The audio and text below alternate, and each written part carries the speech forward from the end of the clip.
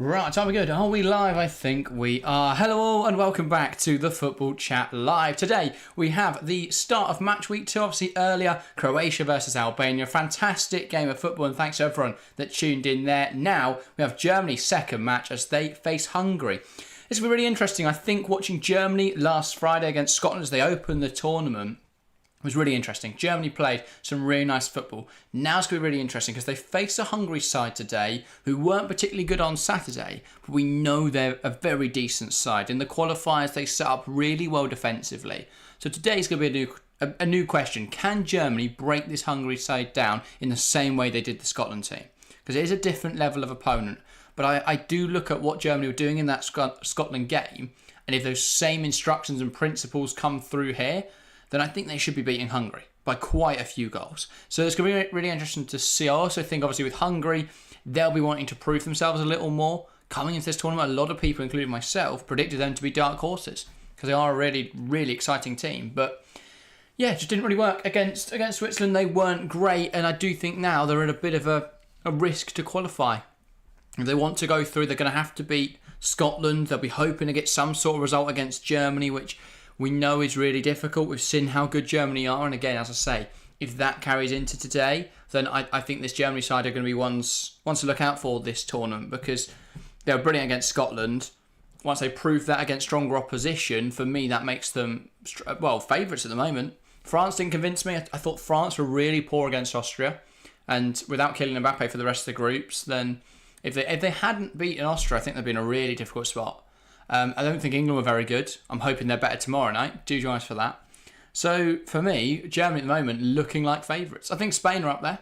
I think Spain are definitely up there. We watched Spain-Croatia, and I do have doubts over Croatia because they were terrible today. Well, not terrible, but they drew with Albania today, and they could have lost that game. So, I do still have reservations there. So, for me, Germany looking the best of the bunch at the moment. We'll see how they get on today. Because we're not. There's no clear favourite for me.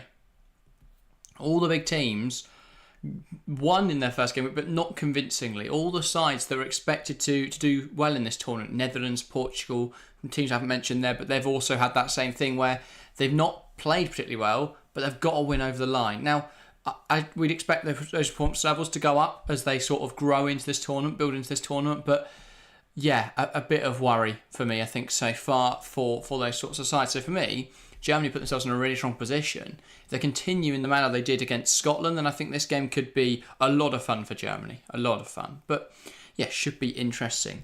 Let's go over then to the lineups. Now, of course, we are in Stuttgart for today's game, in the Stuttgart Arena. And the teams are as follows. We'll start with Germany. Of course, the hosts, Germany, had a really good start on Friday, and they'll be looking to continue today. It's a 4-2-3-1, as you'd expect from Nagelsmann's side, and in fact, there are no changes. In goal, it's Manuel Neuer. A back four of Kimmich, Rudiger, Tah, and Mittelstedt. In the pivot, it's Robert Andrich and Toni Kroos. On the right-hand side, Jamal Musiala. On the left-hand side, Florian Wirtz. In attacking midfield, it's captain Ilkay Gündoğan. And leading the line, Kai Havertz. So as I say, no changes there from the side that beat Scotland. I think that's understandable. I think that's very understandable. The one I would have considered was maybe Robert Andrich, just because he got booked in that game. Maybe you'd be looking at bringing someone else in that role today.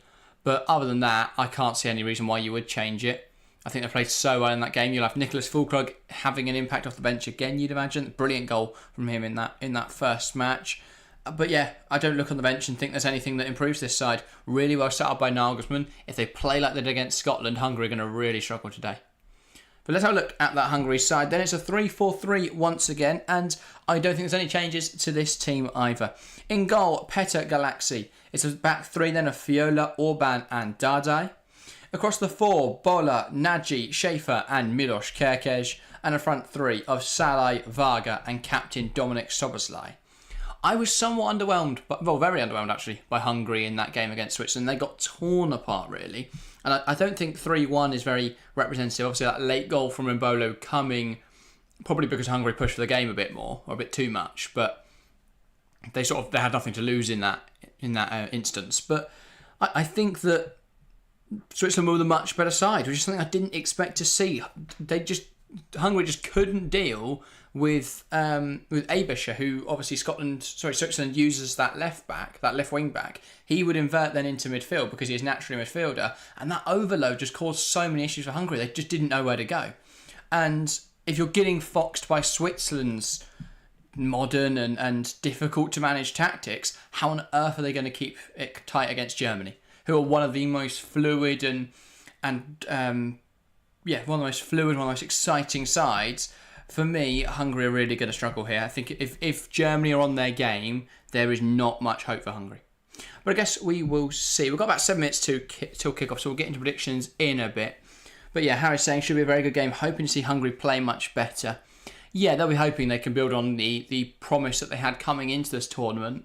I do fear if they lose today, that is any hope of qualification over, really. Even if they beat Scotland in the final game week, that will only put them on 3 points, which could see them through.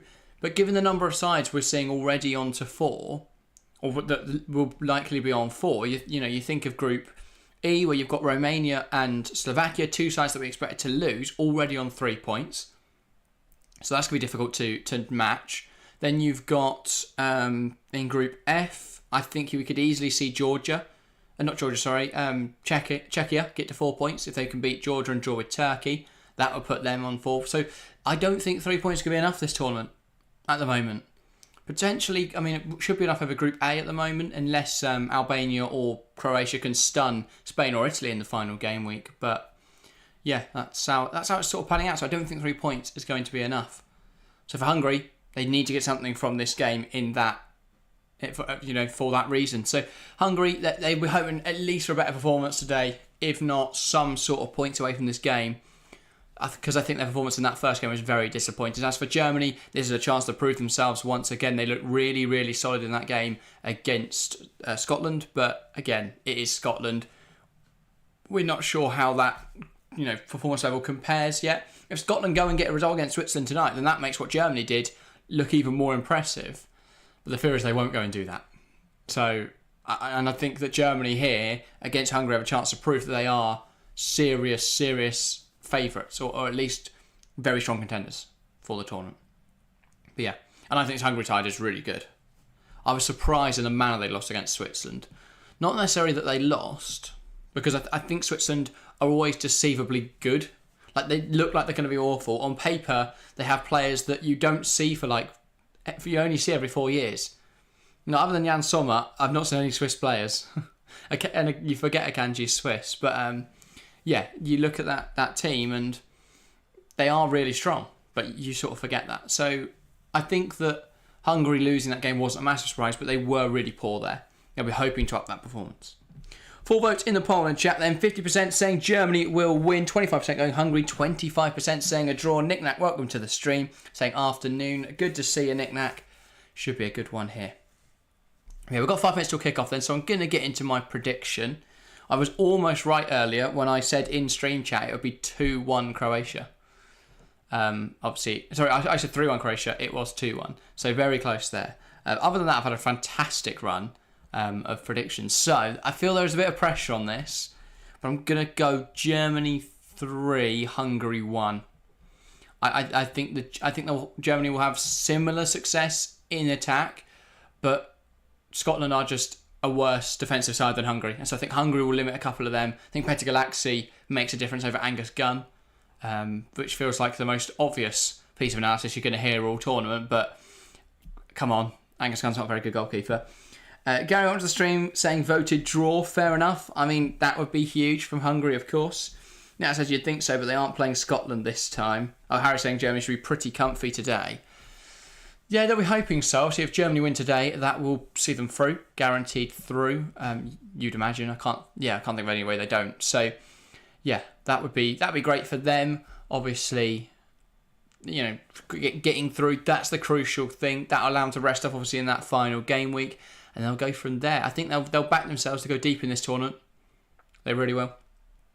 And if they win and Scotland and if they win and then Scotland beat Switzerland, then that will see them top the group guaranteed, pretty much. They'd have to have a cataclysmic fall apart in that final game week to not. So that would be really good for them. Harry's saying 3-0 Germany, back in the clean sheet. Fair enough. I can't for me. We've not seen many clean sheets this tournament. Every team's going really aggressive. I think the only team like England and France, are they the only? Oh, and Spain. I can't think of any other clean sheets. There's not been many at this tournament. Knick-knack back in the 3-1 Germany, fair enough. Yeah, given my mental track record at the moment of predictions, I'd back me, obviously. But yeah, we should be about to get underway here in Stuttgart. A couple of minutes to kick off. The players have finished the national anthems and now shaking hands before the game. But yeah, this is a really good Hungary team. I'm hoping they can prove it today and at least take the game to Germany. I'm not confident they will, though.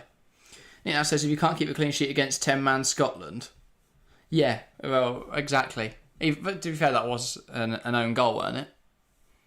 So it was really good because Scotland managed to score without generating a single XG. First team to ever do it, I think. Because they didn't have a shot. But yeah. I just think you look at Hungary in that Switzerland game, they weren't particularly good, but they still got a goal. And I think someone like Dominic Szoboszlai could definitely come up with a goal at some point today. So yeah, that's why I think they'll score. But yeah. Felix Breek, the man in the middle, of course, today. Sorry, Danny Mackley. Got it wrong. But yeah, very accomplished referee. Not quite Felix Breek, but still a very good referee. And hopefully it will be tracked to a very good game. But yeah, it's been a fantastic tournament so far. Every single match has been a cracker, apart from the England game. Apart from England-Serbia, every match has been brilliant. Thoroughly enjoyed it. But yeah, hopefully that continues today. Got some cracking games coming up. Of course, earlier, already seen Croatia-Albania. That was a phenomenal match. Thanks to everyone that tuned in there. Our highest viewed stream of the tournament so far. And of course, later today, one of the home nations, Scotland, in action as they face Switzerland. AJ saying, I'm hoping this one is going to be more explosive. Okay. Or it's also going to be explosive. If we see 2-2 again with a 94th minute winner, that would be a hell of a game. But yeah, Harry echoing a similar sentiment, hoping this game can match the game before. It'll be very difficult to do because I think Germany should win this and comfortably. But I guess we'll see. But yeah. I don't think they'll score as many against Scotland simply because of Petter Galaxy. And my utter, not distaste, but disbelief that Angus Gunn is a goalkeeper. Anyway, it will be Germany to get us underway here in Stuttgart. Kai Havertz. He went to score today. Was lively in that Scotland game. I could do with getting a couple of goals under his belt. Hope Hungary give him a game. Yeah, and I'd like to see Germany tested because that would then prove them more if they do go on to win. Because I don't think Scotland's a fair representation of how good you are. But yeah, Germany will get us started now. Danny Mackley blows the whistle and we're underway here in this game. And they're going to come forwards immediately there, but it's not exactly worked out. So Germany rolled it from the start and ran at them, but Hungary immediately taking it off them. That ball's going to go long. Looking for Salah, not going to get there. Kimmich tries to go home. Big pressure. That's a fantastic save. And they can't get their feet right in there, Hungary. That could have been 1-0 there. Huge opportunity for Hungary. Wow. It was the number 8 in there, Adam Nagy. I think it was. It might have been the 13, Schaefer. Just fell to him on the edge of the box. He just couldn't get his feet right. But what an absolute mess. Joshua Kimmich gave him a gilt-edged opportunity. It was smothered just about by Manuel Neuer. Now here come Germany, Kai Havertz. Holds that ball up nicely. Now trying to work it around into an opportunity for the Germans. Here's Jonathan Tah. Now Mittelstedt exchanges a pass with Wirtz. Goes back to Toni Kroos. Here's Rudiger. But Germany, as we saw in that Scotland game, camped in the opposition half. And given how high Mittelstedt is and Kroos dropping in, it does look like that classic sort of 3-2-4-1 that we see so many elite sides use. Well, actually, it's more of a 4-1. Sorry, 3-1, 5-1, I think. Is how you would classify. Obviously, there's a lot of fluidity, a lot of players moving around, but both fullbacks are super high, both wingers are narrow, and Gündoğan still stays high. So you end up with pretty much a front 5 there, and then Havertz in front of that. Here is Gündoğan. Obviously, Andrich sitting, and your back 3 of Kroos, Rudiger, Tah. But yeah, Mittelstedt. Now into Jonathan Tah. But Germany already showing positive signs. The fact they're dominating in this half. Kai Havertz trying to get a shot away. Really important tackle in there. I believe it was Fiola who just managed to win that ball back. And now out of play for a Hungary throw. Good start though for the Germans. They've camped in Hungary's half for a long period there. But yeah. Now here was that absolute mess. Salah almost creating an opportunity for himself. Neuer came out wonderfully. They got away with it. So here come Hungary again. Salah.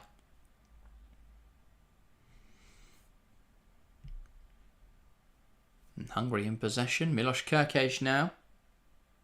Plays it inside. Salah. Schaefer. Tries to put a ball in there. Rudiger will deal with it. And now Germany can carry that forward. Joshua Kimmich plays it into Jamal Musiala. We already saw how good his dribbling was against Scotland. That was a good pass inside. Havertz, though, unable to get there. Not really sure what happened there. Just a bit of a miscommunication. Bit of a weird one. But yeah. AJ saying 4-1 to Germany, maybe. Fair enough. Now, I said perhaps Scotland showed other teams how not to play against Germany. Well, their centre-half just kept getting in the muddle, seemingly. Here's Schaefer. Hungary getting through Germany quite regularly here. Salah. Just didn't find an overlap there from Milos Kerkez. Left him a little short on options. Kimmich plays that in behind, and it's going to get carried to Havertz. Has to hold it up and wait for some support now. Cuts inside. Gets a shot away, but it's a tame effort and into the gloves of Petr Galaxy. Expecting an early goal, says Harry. Well, yeah, the tempo this game's being played at, I wouldn't be surprised if we see an early strike.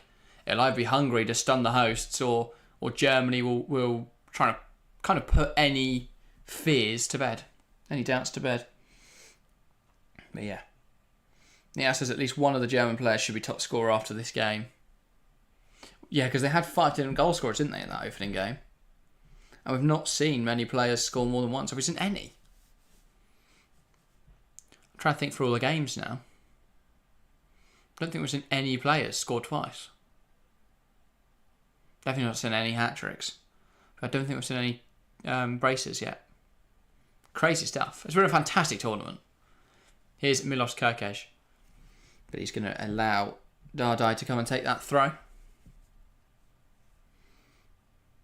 Nagelsmann with a couple of words. I'm not sure they're for him or for Musiala, but he stood behind him when he said it. Ball up in the air, and that looks like it's gone for German head, so it will be a Hungarian corner. Robert Andrich, the one getting ahead on that, but ultimately sending it out for a corner. So now it's Hungary, able to put a bit of pressure on Germany here.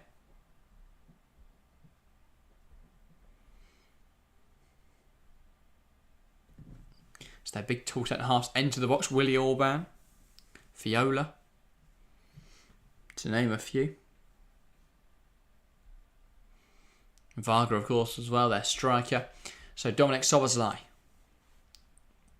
whips it in towards the front post. They try and just flick it in, but it's not going to work out. Salai to Szoboszlai, ball back into the box. Header doesn't fall right. Here at the far post, it's a nice effort, to be fair, from Bola, but a big block from Andrić in there again. Just gets his body in front of that one and sends that wide. Almost sent it flying past Manuel Neuer. That would have not been ideal.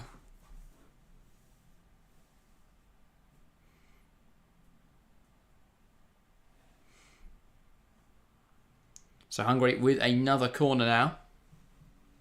Can they keep the pressure on Germany here? Szoboszlai lifts in towards the front post again. It's going to drop on the edge. Kerkez racing back to get it. Will go to Galaxy.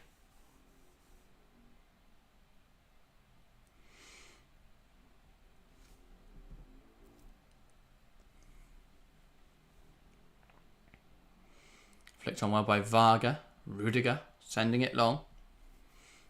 And a good header in there from Orban. It goes right through the team and into the gloves of Neuer. Now Germany will look to build out.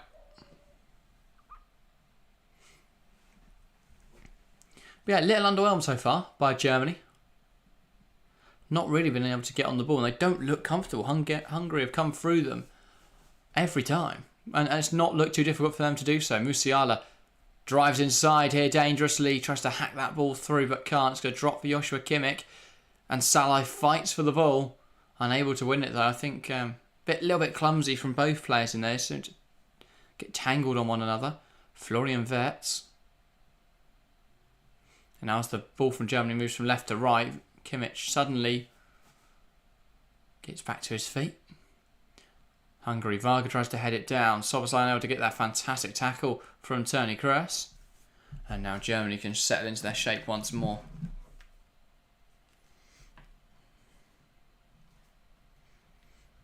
It's just not looked comfortable for Germany yet. They've not looked poor. They've not looked comfortable. I mean, as Nick says, Germany under the cosh. Definitely so. You know, you look at that Scotland game and they were barely threatened by Scotland. Yes, they had intermittent chances, but there was nothing serious, nothing dangerous really for Scotland. Hungary in the early stages really taking the game to Germany. Really asking questions. Here is Antonio Rudiger. Now Toni Kroos. But yeah, thanks everyone tuning in, by the way. Make sure to get your votes in the poll in chat if you haven't already. Here come Germany. Kimmich, Rudiger. Back to Joshua Kimmich. Gives it to Musiala, gets it back, comes inside and is out of options. Toni Kroos whips it in there, looking for Gündoğan. It's just over his head. And Bola in no rush to go and chase that. I think it will be a Germany corner. No, it will be Hungary goal kick, I think. But yeah. Nice football so far. Well, from Hungary, I think have been the best. I think they'll be the happier of the two teams.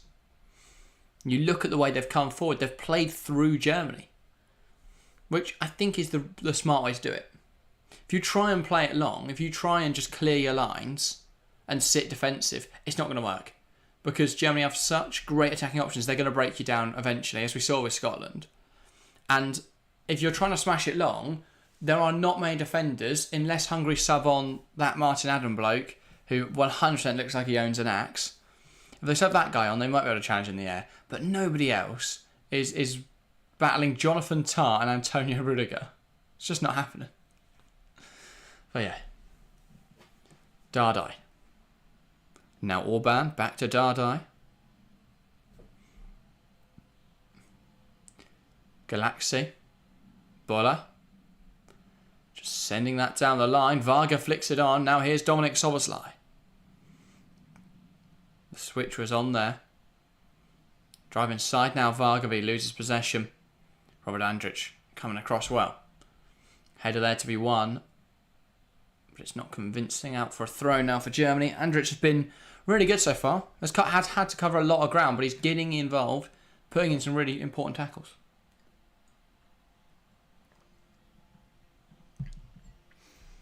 Different starting 11 for Germany tonight. Ask Nick Nack. Nope, completely identical. Completely identical. Ball over the top, looking for Havertz. Orban trying to fight in. Kai Havertz, that's a brilliant save. That's a phenomenal stop from Petr Galaxy. Because Orban in there had to deal with this ball. He just didn't. Havertz used his body really well to get in front of him. Orban tried to pull him down. Havertz, not a bad effort. It was at a really tight angle. But Petr Galaxy does really well there to prevent the goal. That should be 1-0 Germany. And to be fair, I think Havertz could rightfully complain that he was grabbed there. Because Willy Orban had his hands all over him. Just around saying, big up to you and Harry for doing every game of the Euros so far. Thank you, Chelsea fan. Appreciate the support. Ball in from Germany. Jonathan Tah, and it's headed out. Really good stuff from Germany. A smart little routine. Sorry, it wasn't Jonathan Tah. It was Robert Andrich. From the back, he looks a lot like Jonathan Tah, but yeah.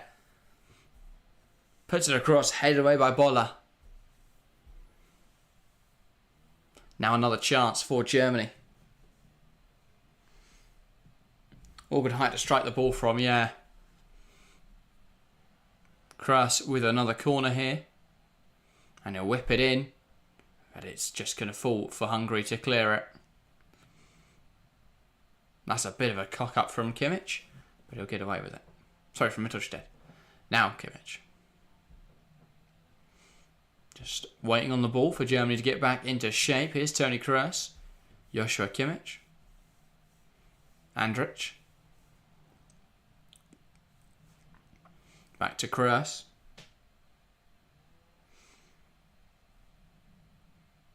Rudiger. Kimmich. Harry saying my fantasy captain should have scored. Yeah. Definitely should have. Yeah, saying Germany finding their feet now.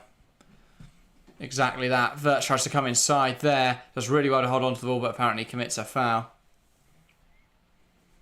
Hungary, a momentary respite actually. They've been under the cosh. The first few minutes, they really took the game to Germany. Since then, Germany settling into their stride. I mean, Wirtz just... I love watching Florian Wirtz play. He just seems to float around a football pitch. Just glides around. It's just phenomenal. Absolutely phenomenal to watch. But yeah, and a lot of chat agreeing that Florian Wirtz that Germany's starting to find their feet. Hungary now with this deep free kick. They're just going to smash this long and hope to get out of their half for a moment, I think. He sends it long. Petr Galaxy. There's a header in there from Varga. Drops to Rudiger though. Now Tah. And now Germany will come forward. Kroos.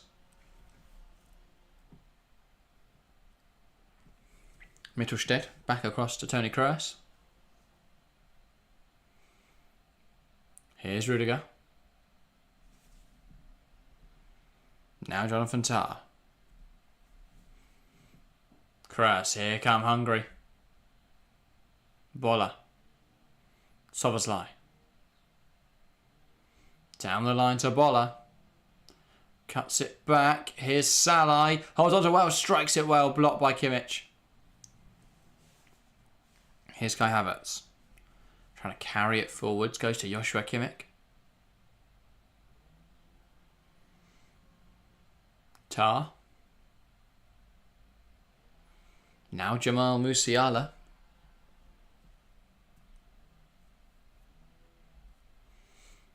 Now Gündoğan. Tah. Tony Rudiger. Lifts the ball in there. But it doesn't fall to Havertz well, and Hungary put it out now for a throw. Mittelstedt. Ball inside towards Gündoğan. Tries to pick out Havertz quickly, but can't. Here's Varga. Holds on to the ball well. Bola. Plays it inside. Salai flicks around the corner. Lovely flick from Salai. And Milos Kerkez with ground to drive into here. But he doesn't. And he'll go back now to his defender Dardai. Schaefer. Hungary hoping to try and come back in this game. Come back into it, really. Obviously not come back in. They are still level. But, yeah, they want to come. They want to level the playing field somewhat. Germany have been playing well. Been dominating to a certain extent.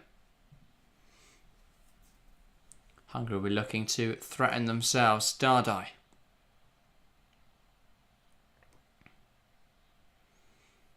That's a poor pass, and you can't afford to do that against Germany because here they come. Florian Wirtz.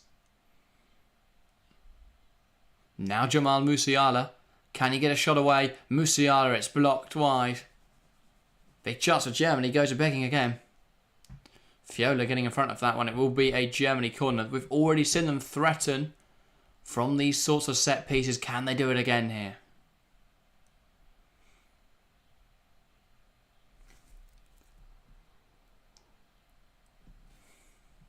Got a lot of height in the box for this.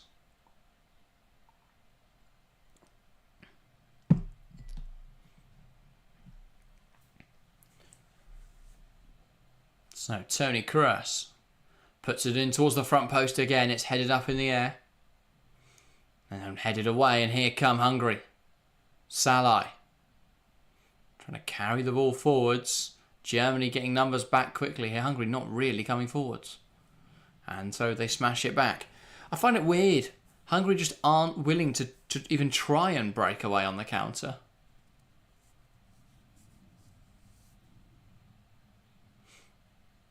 Dardai. Now Orban. Fiola. Bola. Back to Fiola. Orban. Fiola. Ball long. Varga unable to get there, and that will bounce through to Manuel Neuer. He's going to play it with his feet. Rudiger. We're approaching 20 minutes gone here, and it just feels like Germany can't get comfortable. Hungary aren't offering much at the moment. They started really strong, aren't really offering much. But yeah, Germany not getting comfortable, not really throwing many players forwards. Now, so I guess it's risky at this stage of the game. Don't want to leave themselves exposed. Yeah, and I think if you look at, take Albania, for example, I think in their games, they've scored too early. Hungary won't want to score yet. If Hungary score now, they've got 72 minutes to hold on. So for them, they'd rather just control the game. Havertz back to Gündoğan, but he can't quite bring that under his control. Germany unlucky there, that attack breaking down. Hungary, another goal kick, another chance just to take 10, 20 seconds out of this game. He was onside as well. Just didn't need that much on it from Havertz.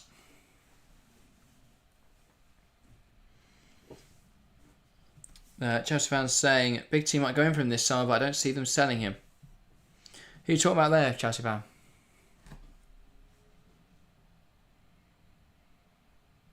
Galaxy sends it long.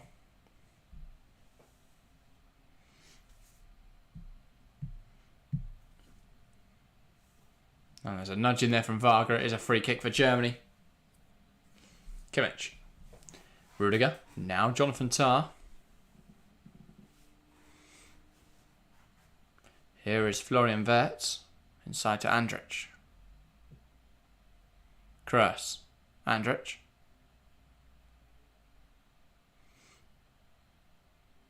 Now Tah. Chelsea fan says Wirtz. All right.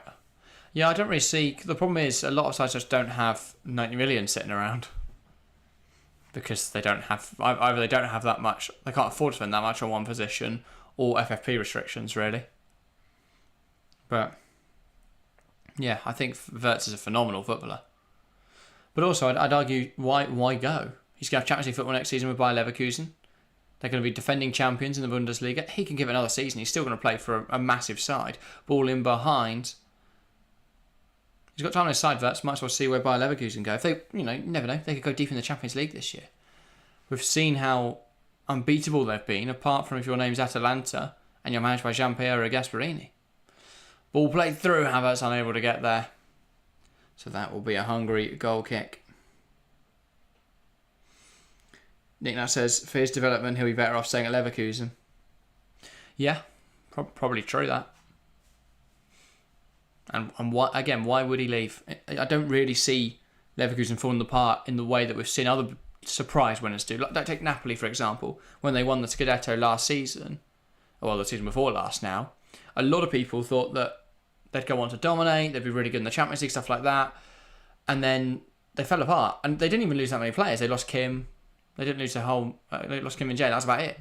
But obviously Spalletti went and that all fell apart. But with Bayer Leverkusen, they're not losing anything. Alonso's staying. I don't see any of their players going. They might lose someone like Tapsoba, at worst. But I can't see any of their big hitters going. Especially since a lot of them are either old or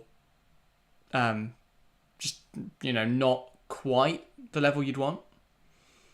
We could see Frimpong go, to be fair.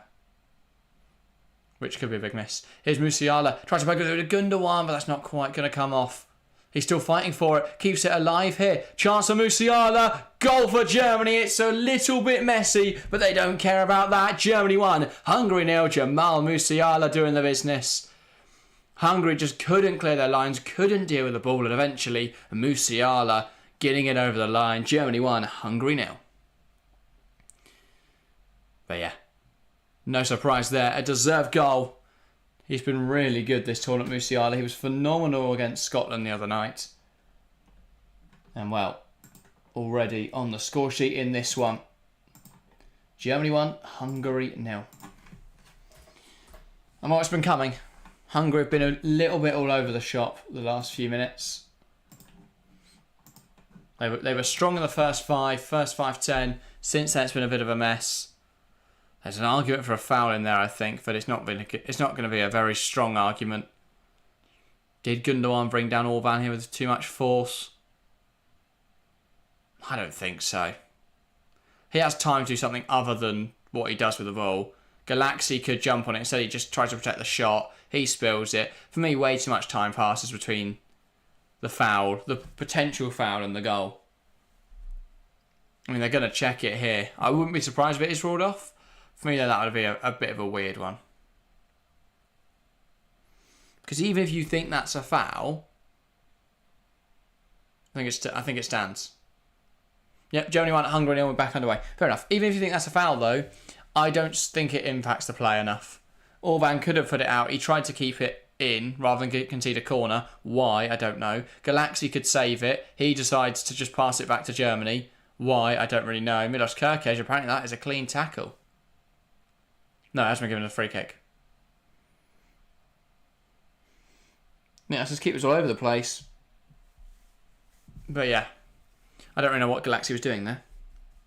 Kerkez came inside here with purpose, and Rudiger having absolutely none of it, so it's a free kick on the edge now for Hungary. But yeah, I really like Milos Kerkez. I think from what we've seen at him at Bournemouth this season, I think he could genuinely be a really elite fullback. I know Chelsea were looking at him at one point, which I know is, no surprise. I think Chelsea have been linked with every single footballer that exists, especially if they're under the age of 23. So, that's no huge shock, but I think that does show the quality Milos Kerkez has, and I wouldn't be surprised if we see him get a big move at some point, even if it's just to someone like a Newcastle. But yeah. Musiala under a lot of pressure there. Szoboszlai threw himself across it. Fiola on the line, but they couldn't stop it. Galaxy coming back across. But Musiala opened the scoring there. Yeah, so it says finally some fancy success. 64 points in match day 1, and now Musiala captain. Yeah, I'm annoyed because this morning I was doing my team. Also, I took out Mbappe, so I had a bit of money to spend. I decided to take out Hakan Çalhanoğlu, because he's playing a deeper role, and I don't think he'll have a huge goal-scoring impact. I say that now, he's going to go score a free kick against Portugal, but that's what I had to debate. And I went, do I go Musiala, or do I go Jude Bellingham? And I might have gone for Jude Bellingham. So that's good. Szoboszlai strikes it. That's a fantastic stop. Chance for Hungary. That's got to go in. That has got to go in. What a save from Manuel Neuer in the initial effort. Hungary then have a chance to get a shot away, and that has been absolutely scuffed. That's got to be 1-1. Chance now again. Schaefer trying to keep it alive. Really good tackle in there from Kimmich. Kerkez tries to keep it alive again for Hungary, but Germany will come forwards now. Tony Kroos. The thing is, again, while Germany are playing well, Hungary keep missing big opportunities, keep handing Germany chances. It's a mess. It's an absolute mess. So how on earth, again, can we judge how good Germany seriously are? Yellow card in here for Antonio Rudiger, I think. I think something happened off the ball. Because the referee halted the game and just looked around really angry. So, don't really know what's happening there.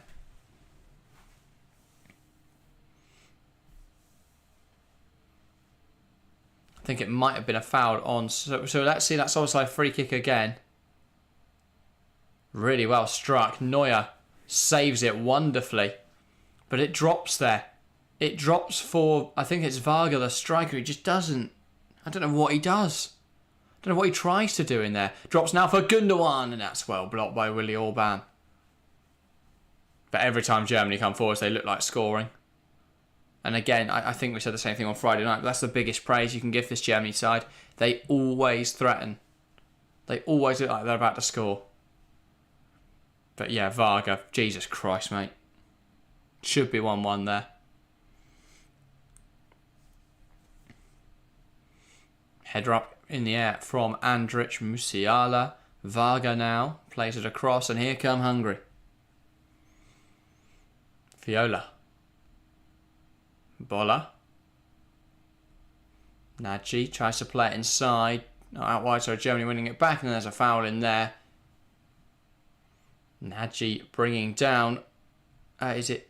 sorry, Mittelstedt in there. Nick now says some Germans wonder if Neuer might be a liability, but he's done well so far. A few more inches in the top corner, and that's a goal, though. Yeah. Neuer, I think, still a very solid goalkeeper. That goes without saying. Szoboszlai unlucky, though, not to find the back of the net there.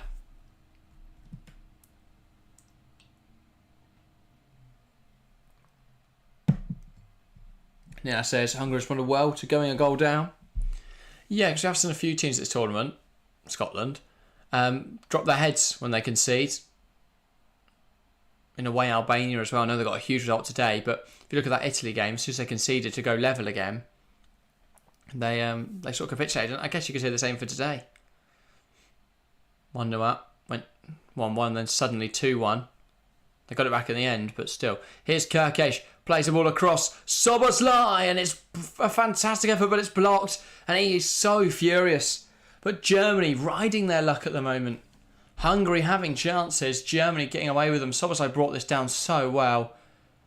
Good connection, but Jonathan Tah doing enough there to get in front of it. But he's playing really well here, Dominic Szoboszlai. Again, could be the difference maker.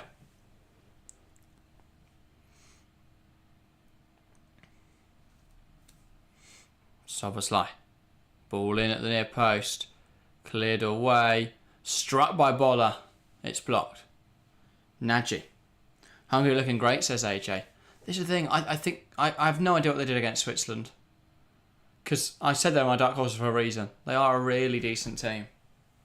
But yeah, for whatever reason, it didn't go well against Switzerland.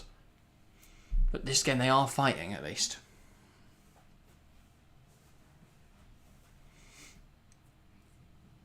Bola to Varga. Tries to play it back to Bola, but that is out for a throw. It all goes back now to the Hungary defence. Orban. Viola. Change the pass with Schaefer. Now they'll go from right to left. Dardai. Kerkez. That's the thing. Given how narrow this German Nagelsmann system is, the best way to try and play is to use that width. Nick now says Switzerland are a good team. They are, but I think based on form, Hungary have looked better than Switzerland recently. I do agree with you there, though, with Nick Nack. I think that a lot of people underestimate, including ourselves actually, how good Switzerland are. You know, the bookies wrote them off because, like, Scotland, I don't know, really. I don't know why anyone thought Scotland were going to do well here. But I guess we'll see tonight. But yeah, on paper, Switzerland are such a strong team. And realistically, they should go into the final match week with 6 points. Well, the way Germany are playing at the moment, yeah, they're looking good, but they've also been challenged by Hungary. The way they're playing, I could see them drawing here. That'd be huge for Switzerland. Musiala. Now Mittelstedt. Ball into the box. Joshua Kimmich can't quite get there. Here's Florian Wirtz.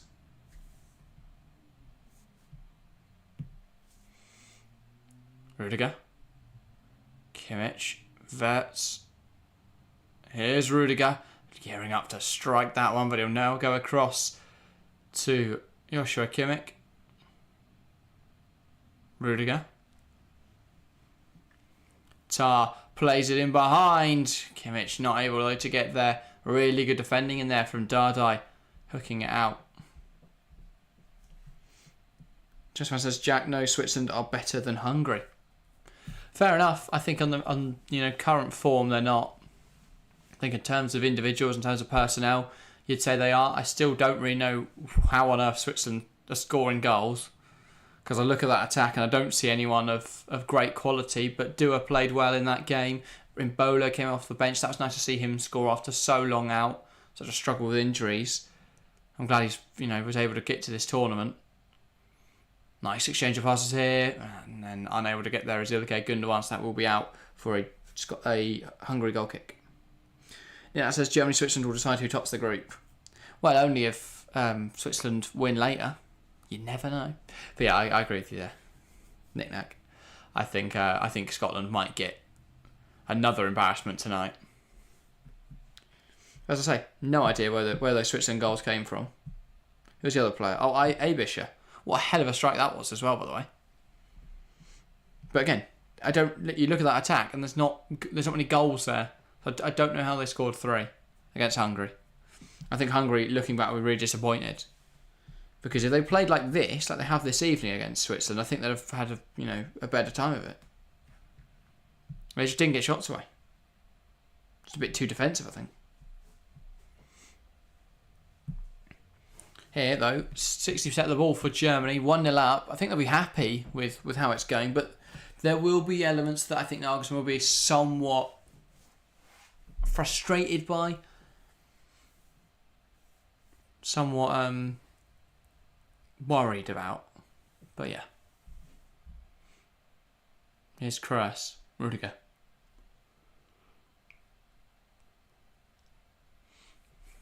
Wirtz comes inside. Equally, if they get another goal before the break, suddenly they look really comfortable. And then if Ryan Porteous, I can't think of what his Hungarian equivalent would be, but if Ryan Porteous comes back and decides to try and dismember Gündoğan's ankles, then they'll get a penalty on the brink of half time. But yeah, I think Germany have still looked good here, but definitely not as good as they did against Scotland. That was a lovely piece of footwork from Florian Wirtz. Saw Dardai coming onto him. Really nice drop of the shoulder. A little shift to the left and just move past him. Yeah, it says if it was England playing and not Germany, would we be happy? Not sure.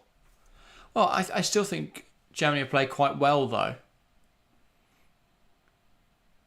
It wasn't just 12 minutes where they were really good and then they've just sat in their own half, boring everyone to death. Maybe the first game got to Hungary, asks Chelsea fan, maybe. Yeah, saying, mind you, England fans are never happy. Very true. Not until we end the 50 years of hurt. Is it 58 now since we won the World Cup? That's the thing, if we still don't win it before the World Cup, we'll be doing 60 years of hurt. I mean, how can we be doing that? Oh, yeah. Here's Rudiger. Tar. Musiala. Now out wide.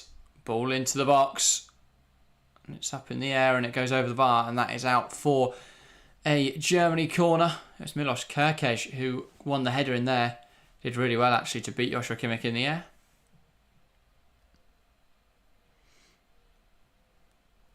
Yes, and there's a few fights and Wenger boys on the speakers and they're happy. Yes. Very true, very true. Yellowstone. So Germany now with the corner. Rudiger having a little joke there with Dardai. It's the most Tony Rudiger thing I've seen.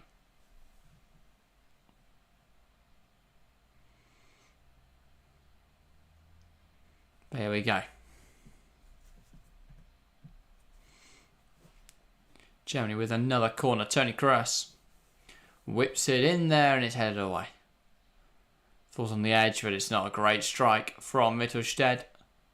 And now Musiala back to Neuer.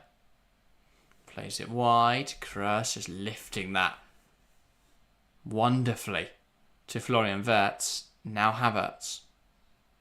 Andrich. Kimmich. Nice switch into Mittelstedt. Puts into the box. It's headed wide there. Good header by Boller. Stopping that ball coming into the box. Another corner for Germany. They seem to have quite a high number of corners in this first half. But yeah. Important header out there from Boller. As I say, another chance for Germany. Kroos.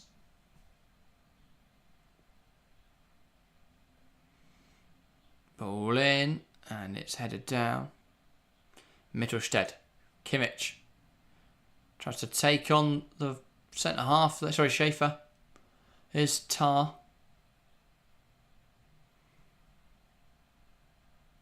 Kroos. Here's Musiala. Trying to come inside. Really nice feet from Musiala. Important challenge in there though, and then it's deemed a foul. Orban stood his ground. Musiala's not happy at all. That was great to take it past Kerkez. Orban came across well.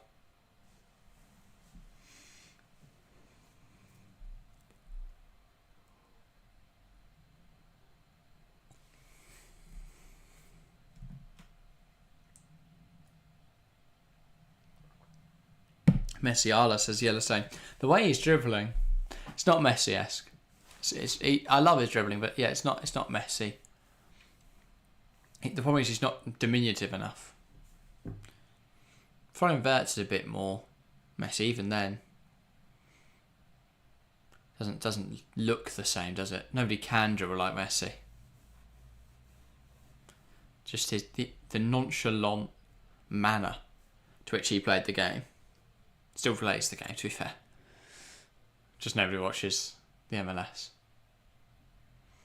Or stays up late enough to watch the Copa America. House is dangerous, yeah. I think that's the thing. Germany always pose a threat. When you've got players like Musiala, like Florian Wirtz, you've got players who can always have an impact, always have a moment of magic. So yeah, Wirtz finds Mittelstedt. Back to Florian Wirtz, to Mittelstedt now. Wanted to cross it, but it's blocked. Now here come Hungary. Szoboszlai. One back. Mittelstedt tries to put it in there. That's out now for a corner.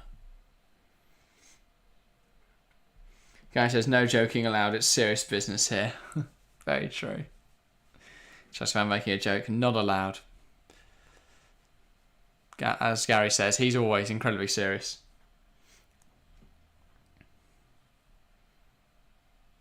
Now it says there hasn't been many games where it was all wrapped up with no jeopardy in the 90 minutes. Only two, I would say, Spain and Germany's first games. What about Romania, Nick Nack? Because they were 3-0 up before the hour mark, weren't they?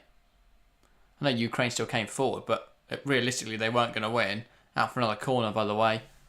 Varga heading that the wrong way.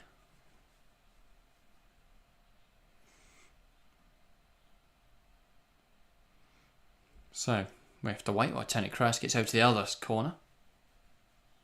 We had no idea what Varga was trying to do there. Just got that header all wrong. Thought he was doing his best Maxi Verber impression after his own goal against France. Kroos now with this corner. Forgot about that one, didn't watch it, but yeah, that's 3 then. But yeah, I agree there, Nick. Most of the games have been super tight. Ball in and it's headed away. Musiala. I'm trying to think if there were any others. Here's Florian Wirtz. Strikes it well, but it's over the bar.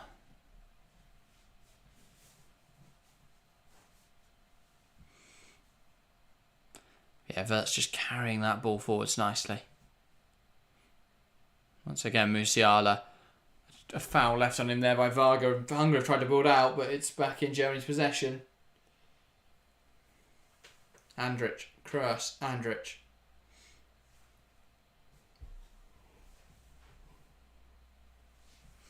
Wirtz plays it back.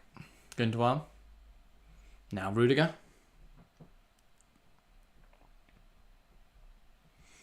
Now Toni Kroos. Yeah, nice game so far. Almost at the half now. If you are watching and enjoying, make sure to leave a like. Of course, if you're new around here, do subscribe. And as a little challenge, if you haven't shared your stream, if you haven't shared this stream with anyone during the Euros, then go ahead and do that. Because if everyone in chat watching right now shares it, we'll go from 11 to 22. And what an active chat we'll have then. So yeah, share the stream with anyone you think would enjoy it. And let them know. Even if they can't watch right now, we're live for every single game. So unless they're incredibly busy, they should have time. Here come Germany. Kroos. Cross to Rudiger. Kimmich. Gündoğan, Musiala. Andrich. Gündoğan again. Now Tar. Florian Wirtz. Here is Mittelstedt. Gündoğan.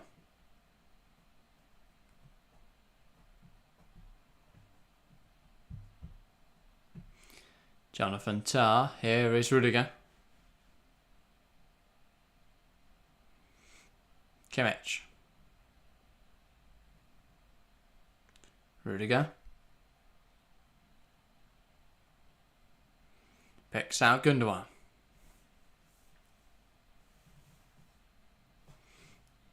Tar. Kroos.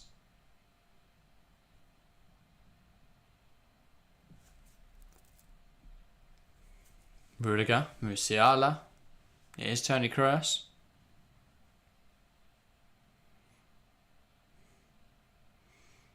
Lovely exchange of passes here by Germany.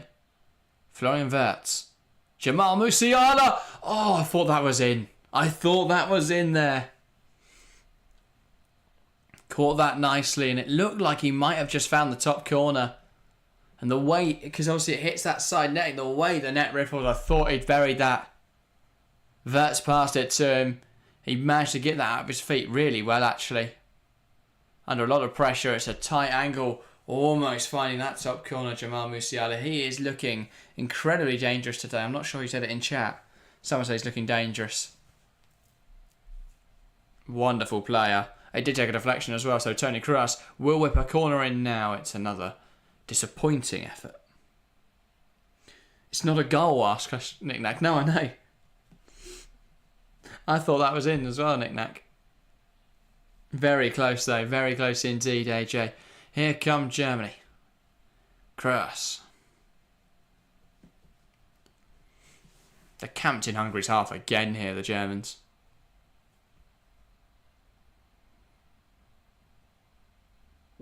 Havertz. Kroos into Musiala. Somewhat awkwardly bringing that down, but he does get it down. Mittelstedt in there. Overhit, and nobody able to keep that alive. In terms of out of time, have we got a nice helping of it or not? I don't know why it's taking them so long at this Euro. So we've got 2 minutes. But normally, you'll see that added time immediately. This tournament it takes them a while to work it out. Yeah, 2 minutes of additional time. Also, it's a bit weird they're not using the FIFA method of accurate timekeeping. Like, accurate added time. Salah holding on to that ball well. Apparently that's a foul from Kimmich. He can't believe it. But it is. And Nick now saying as long as it's 1-0, Hungary is still in the game. Yeah, very true. Very true. But yeah, apparently Kimmich a little too aggressive there. Nagelsmann and his assistant with a few words for the assistant. Hungary free kick now. Szoboszlai.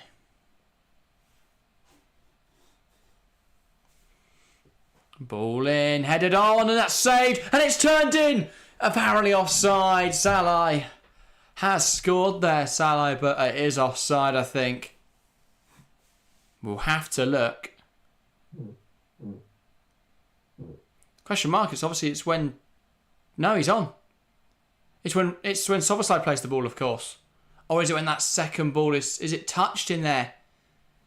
If there's a touch in there from Hungary, then yeah, that's got to be then that is offside, I think. VAR is checking it. It is offside. I was going to put off a graphic, but that is no goal. Hungary had the ball in the back of the net, but it will count for nothing. Fantastic save, but it is Salah's rebound goal denied for offside. Now it says adding 10 minutes on the end of each half instead of adding the usual 2 or 3. Yeah, so it's just more accurate, Gary.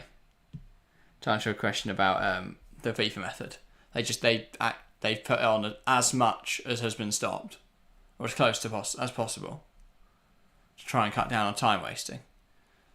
But the Euros doesn't need it. Who's wasting time? Everyone's having fun. Verts. Tatar. But also, if they were throwing like 13 additional minutes and stuff on, we'd never stop streaming. But there we go. That is half time here in Stuttgart. Germany 1, Hungary 0. A really strong first half. Well, not really. I don't really know what to say after that. Because Germany have done well and they've had loads of chances, but they're not in an incredibly strong position. So, yeah, not perfect, I wouldn't say. Shara is saying, don't worry, Croatia will bounce back. The problem for Croatia is they play Italy, and if Italy lose to Spain tomorrow evening, then Italy have to win in that final game week. They can't afford to rest. I think that's what slightly advantages Albania in that final game, is I think Spain will win tomorrow night. In which case, Spain are qualified and don't need to play their full strength 11 in that final game, which might give Albania a chance. I'm pining for them because they have taken a fight to both Italy and Croatia. They've been put in the group of death for Albania, and they've taken the fight to both teams. We're so unlucky not to get at least a point from the Albania game. If that man chance goes in right at the end, suddenly we're looking at a completely different result. And then today, against Croatia, they took the fight to them again. They have these little moments where they capitulate, but they got that late goal. And they deserved a point. So yeah, I'm pining for them. But yeah. And then that says Croatia can qualify if they beat Italy. Italy aren't the Italy of old. It's not a foregone conclusion, that one. No, I agree. I think that Italy will likely lose to Spain tomorrow night, in which case it suddenly looks really close. And I think Italy will still go through on 3. I'm not sure. But because I think that Hungary, whether it's Hungary or Scotland that are third in this group, they'll probably be on 3 points. I don't think Hungary and Scotland will draw that last game. But yeah. Now it says, does a group ever finish with everyone on 4 points? Probably not. It would be possible though. Also, why is Gary turned to Chat GPT?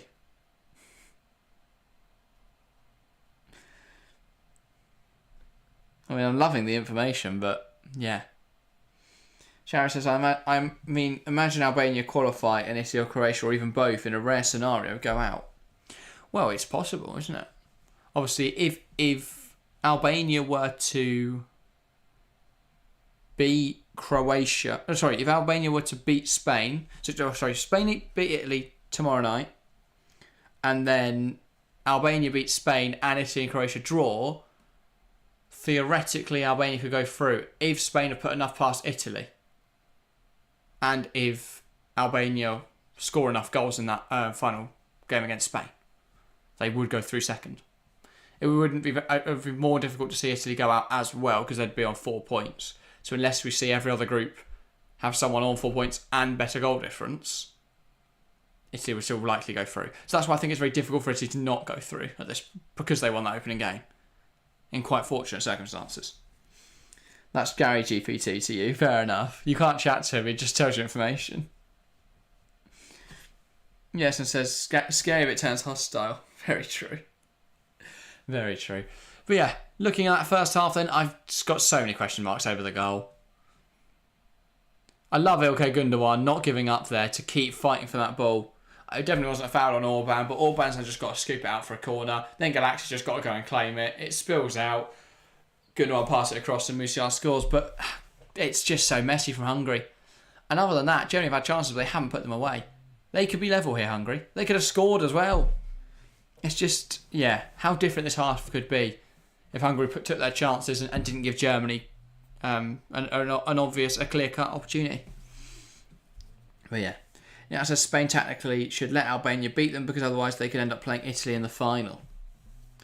Yeah, true. Obviously the fear there is if they lose and Italy beat Croatia by enough goals, then they could turn that around.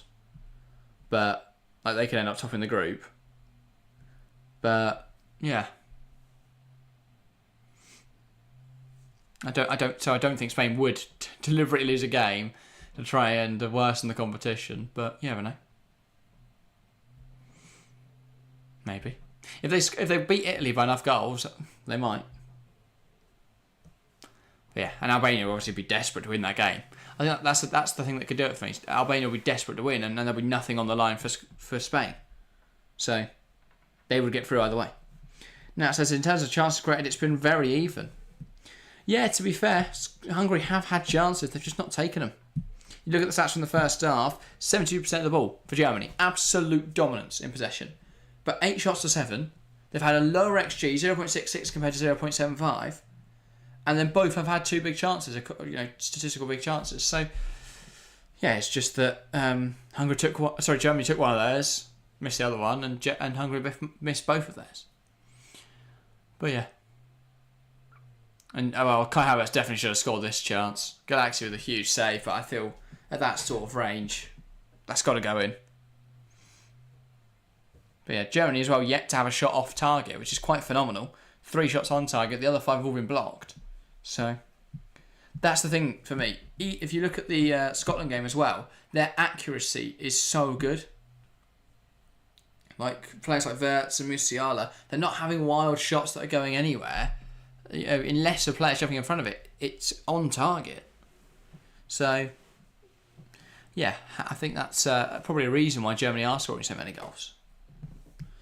But only 1-0 up in this first half, they'll be hoping for more in the second. Sharon says, just happy that Hungary somehow didn't score. My Havertz card is a +2. Alright, FIFA things. But yeah. Hungary have looked good today. I think Szoboszlai played really, really well. Could have scored if it wasn't for a deflection from Jonathan Tah. But yeah, this is that early chance for Salah then that then spilled out to Schaefer. He just couldn't organise his feet quick enough. Just a bit messy from the start. I think a few times Germany have just been pressed quite aggressively by Hungary and not really been able to deal with that. And yeah, they've had chances, just haven't quite been able to take them. That was that big block from Andrich and eyeballer. No, I still can't believe they didn't score. That Szoboszlai free kick that then fell down for a chance. I can't believe how badly Varga messed that up. And that Szoboszlai effort when Kirkic burst down the left-hand side, it gives it to Szoboszlai. And Salah obviously putting the goal on the back of the net right at the end of the half. What would not stand though. Again, another chance created by Dominik Szoboszlai. And again, the weird thing there is there's 2 players that jump for the ball for Hungary, but it's the one further back that heads it on. If it's the guy that's close to the goal, even if he got touched afterwards, that would have been a the Salah would have been onside. So quite unfortunate in that regard. But yeah. And to be fair, if the other guy had touched it afterwards, he probably would have scored anyway. But you get the point. They could have scored, basically. Hungary could have scored a goal by now. But yeah. Not long now until the second half gets back underway. 29 votes in the poll and chat, by the way. 90% think Germany will win. Fair enough. They have been very good in this game. 7% think Hungary will win and 3% going for a draw. You'd love to see it. But yeah, good half so far for the Germans. They'll be hoping, though, to raise that level, to be a little bit better in the second half and to start putting a couple of goals here, because they're not comfortable yet. They've played well, but they're not comfortable. If they can get comfortable, they put themselves in a really, really strong position to be, well, they'll be through, won't they? And they'll lay a marker for other teams. A 5-1 win, and if this was to be, 3-1, or even 3-0, obviously, that would look really, really good for Germany. And so, yeah, they'll be keen to do that. But yeah, good stuff so far. Obviously, later today, Scotland versus Switzerland, the other game in this group. Make sure to join us for that. Harry will be back, and will, of course, be live for it. Should be a good game. But yeah. And then tomorrow, it just keeps coming. The Euros ain't stopping anytime soon, is it? Tomorrow, some really good games. Of course, England in action at 5 o'clock is the big one. But we'll also have Slovenia, Denmark and Spain, Italy either side of that. We're cracking through the games now, aren't we? We're into match day 2 already now. And hopefully, hopefully it continues in this manner. Yeah, it says, how do you feel about England's chances tomorrow, Jack? Ooh, I think we should win, shouldn't we? I don't think Denmark were very good in that opening game against Slovenia, which does give me hope. But I wasn't convinced against Serbia. I think what I saw, though, in the first 12 minutes shows that we are a really good team. We can play really good football. If Southgate doesn't decide to make us sit in our own defence for 70 minutes, we could put a few past Denmark. But what we'll probably do is play really well and play really aggressively for 10 minutes, score a goal, and then just go and sit in our penalty area and wait for the game to finish. That's how I think it will go. But yeah. Gary says, big mistake attaching feelings to England. That's a surefire way to get hurt. Yeah. Definitely so, Gary. But yeah, it's a weird one for me, England. I think we are really, really good. I'm just baffled as to why we went so defensive in that game against Serbia. We had the measure of them in the early stages, and then we just consciously decided to put ourselves under the pressure. Don't get it. Really just don't get it. Now it says winning is what matters, though. Yeah, very true. But I still think we'd have won that game even if we didn't go and sit in our own penalty area. If we can't beat Serbia without playing super defensive, then what's the point? We're not going to beat France. So, yeah, I don't know. I feel we could entertain, the fans a little more at times. But yeah. Harry says football is indeed coming home. I hope so. I really do. That's the thing. People will take that Serbia game and say, well, we can't win the Euros. If we play like that against France, we'll be awful. But the thing is, the reason that those first 12 minutes we play like that against France, we can beat them. And then if we defend like we did after that, we should beat teams like France. So I think that reaction's a little over the top, but I am somewhat worried. I think, though, what gives me a little more faith is that Denmark were really crap against Slovenia. Not really crap, but they didn't take their chances, and Slovenia drew with them. And so their morale will take a little bit of a dip, and ultimately we should beat them, really. But yeah, and I'm really interested to see what happens with Denmark, because I think they could be in a really bad spot now. Because I think England will beat them tomorrow night, and I think Serbia will beat them in the final game week, in which case they're out. So that could be really interesting. Maybe they'll get something against Serbia, but I think Serbia will beat Slovenia. I think Serbia will beat Denmark, and then get through. We could see a team with barely any points in England's group actually get through now, because say that England beat Denmark tomorrow, and they are on 6, and obviously Denmark will stay on 1, and Slovenia-Serbia is on a draw, we could be in a position where we're going to the final game week with 2-2-1 for those three sides. And then if England beats Serbia and Denmark, if England beats Slovenia and Denmark-Serbia is a draw, then we could see a team go through with 3 and then the other 2-on-2 would have no chance of going through. So, yeah, it's and that wouldn't be the most surprising thing in the world. I do think Serbia will beat Slovenia tomorrow, but you never know. I didn't think Slovenia would draw Denmark.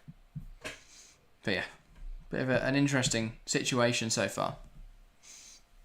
And that says we should be able to play out. Also, we need to sort out the left-hand side. Shaw still isn't in training with the full squad yet. Yeah, I mean, without Shaw, I don't really know what we do. Because Trippier can't kick it with his left foot. I mean, what I'd have done is probably picked a left back. But no, we don't need one of those. We've got Trippier to play there. So that's fun. I think the other option for me that obviously Southgate isn't going to do, but if we're going to... if we're going to try and play that 3-2-4-1 shape, would be better bringing that fullback into midfield, inverting someone, not Trippier, but Trent, more likely, and then putting Gordon on that left-hand side, Bellingham a little bit deeper, and then Foden in attack midfield. I mean, possibly Palmer, because Foden was crap the other night. But then what that gives you is that Gordon will be able to hold that width. Foden would obviously be one of the attacking midfielders. Bellingham then pushes forward to be one of the other 8s. So you get those 2 8s in there. Then you'd have Trent inverting and obviously Rice. Now obviously Trent defensively at left back would be an absolute car crash. But him in midfield defensively is a car crash anyway. So that balances out. But I don't know. I really don't know what you do because I'd have taken a left back. But yeah, Gareth opted against that. The other option is you invert Trent from the right-hand side, take Walker out, and, I don't know, put Gurhey at left-back. Play a situational back 3 that way around. But either way, it would involve either tearing up the tactic or like flipping the whole tactical dynamic, so you swap the sides of where we've seen players push on and the other sit in. Or you have to keep going with Trippier, who cannot kick the ball with his left foot. Infuriating. Nick says, Carr could play as a back 3 with Trent and Gordon on the left. Yeah, so obviously if Trent pushes into midfield, I mean, Trent overlapping Gordon wouldn't really work. Nick says, Trent on the right, Gordon on the left. Oh, what, with wing backs? Gordon can't play wing back though. I get what you're saying, but again, who do you take out of that team then, Nick Nack? Because presumably, you drop Bellingham into the midfield with Rice, which again Southgate doesn't seem to want to do, and then you go 3-4-3. But again, Saka's going to want to be wide there. So if you're playing Trent as well, you're going to have 2 touchline players. So unless you're playing Palmer to come in narrower, I don't really see that working as well. I don't know. It's a real weird conundrum that's only happened because we decided not to take any fit left backs. But yeah, other than that, Gav to smash the squad. But I'd have done Mitchell. I'd take a Mitchell over Gomez, and Brunthwaite over Dunk would be my 2 changes to the squad. Other than that, fairly decent. Anyway, back to get underway in this second half. And there we go. We get started. Hungary knocking the ball back and then sending it long. Germany up by a goal to 0. Schaefer. Nagy. Here's Florian Wirtz. Gündoğan. Musiala. Again, I think Germany will be keen to try and get a goal early on in this second half. Musiala taking on Schaefer. Tries to cut it back. Nagy gives it to Dardai and they get it clear. Flicked on well by Kirkesh. Salai can't bring that down. Andrich. Havertz. Here's Tony Kroos. Gündoğan. Pokes it wide with Mittelstedt. Florian Wirtz. Gündoğan.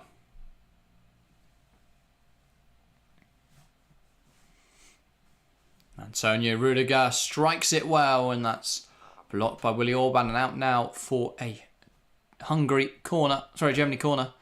Germany pumping or piling the pressure on Hungary early on in the second half. Good ball in from Rudiger. Needed dealing with by Orban. Now it says Walker, Stones, Gurley as the back three. Gordon, Trent wing backs. Rice, defensive midfield with Foden, Bellingham, Palmer and Kane up front.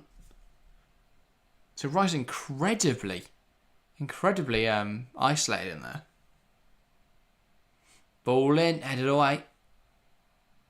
It's not out of the box yet, though, by Hungary. There is a foul in there as Havertz pulls Viola. Yeah, Nick, that would get run through, if I'm honest, mate. Absolutely run through, but fair enough.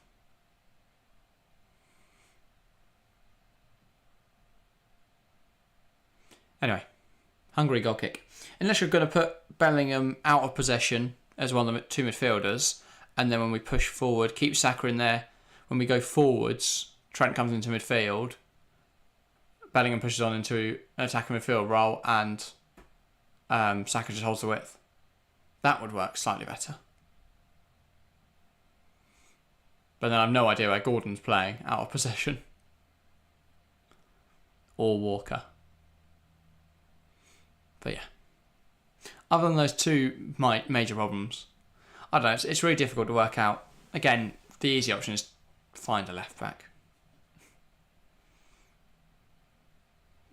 Dardai sends it forwards.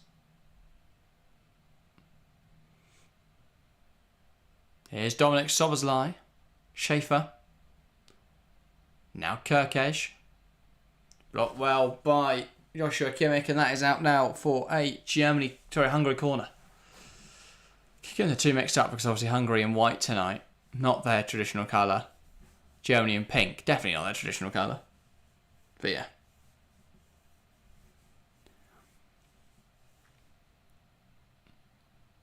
Hungary with a corner now, headed on. Varga will go and put pressure on this with Kimmich. That is out for a throw. Boller will take it.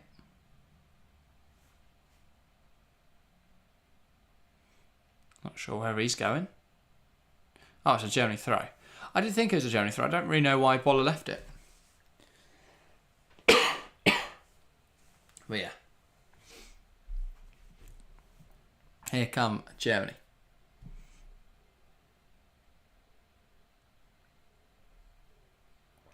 Palmer should start, says Chelsea fan. I mean, yeah, I'd start Palmer. I'll start Palmer and put Bellingham in midfield. I thought Trent looked a little lost. I put Trent at right back because Walker was crap. But Hungary win the ball high of the field here. Kirkesh.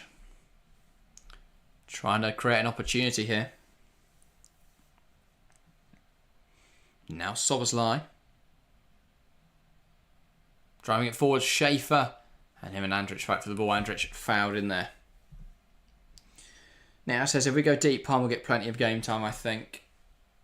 Yeah, but in terms of how we line up tactically, he can't play the right wing role because you need someone who's going to be more of an out-and-out winger. So that's why we saw Bowen come on.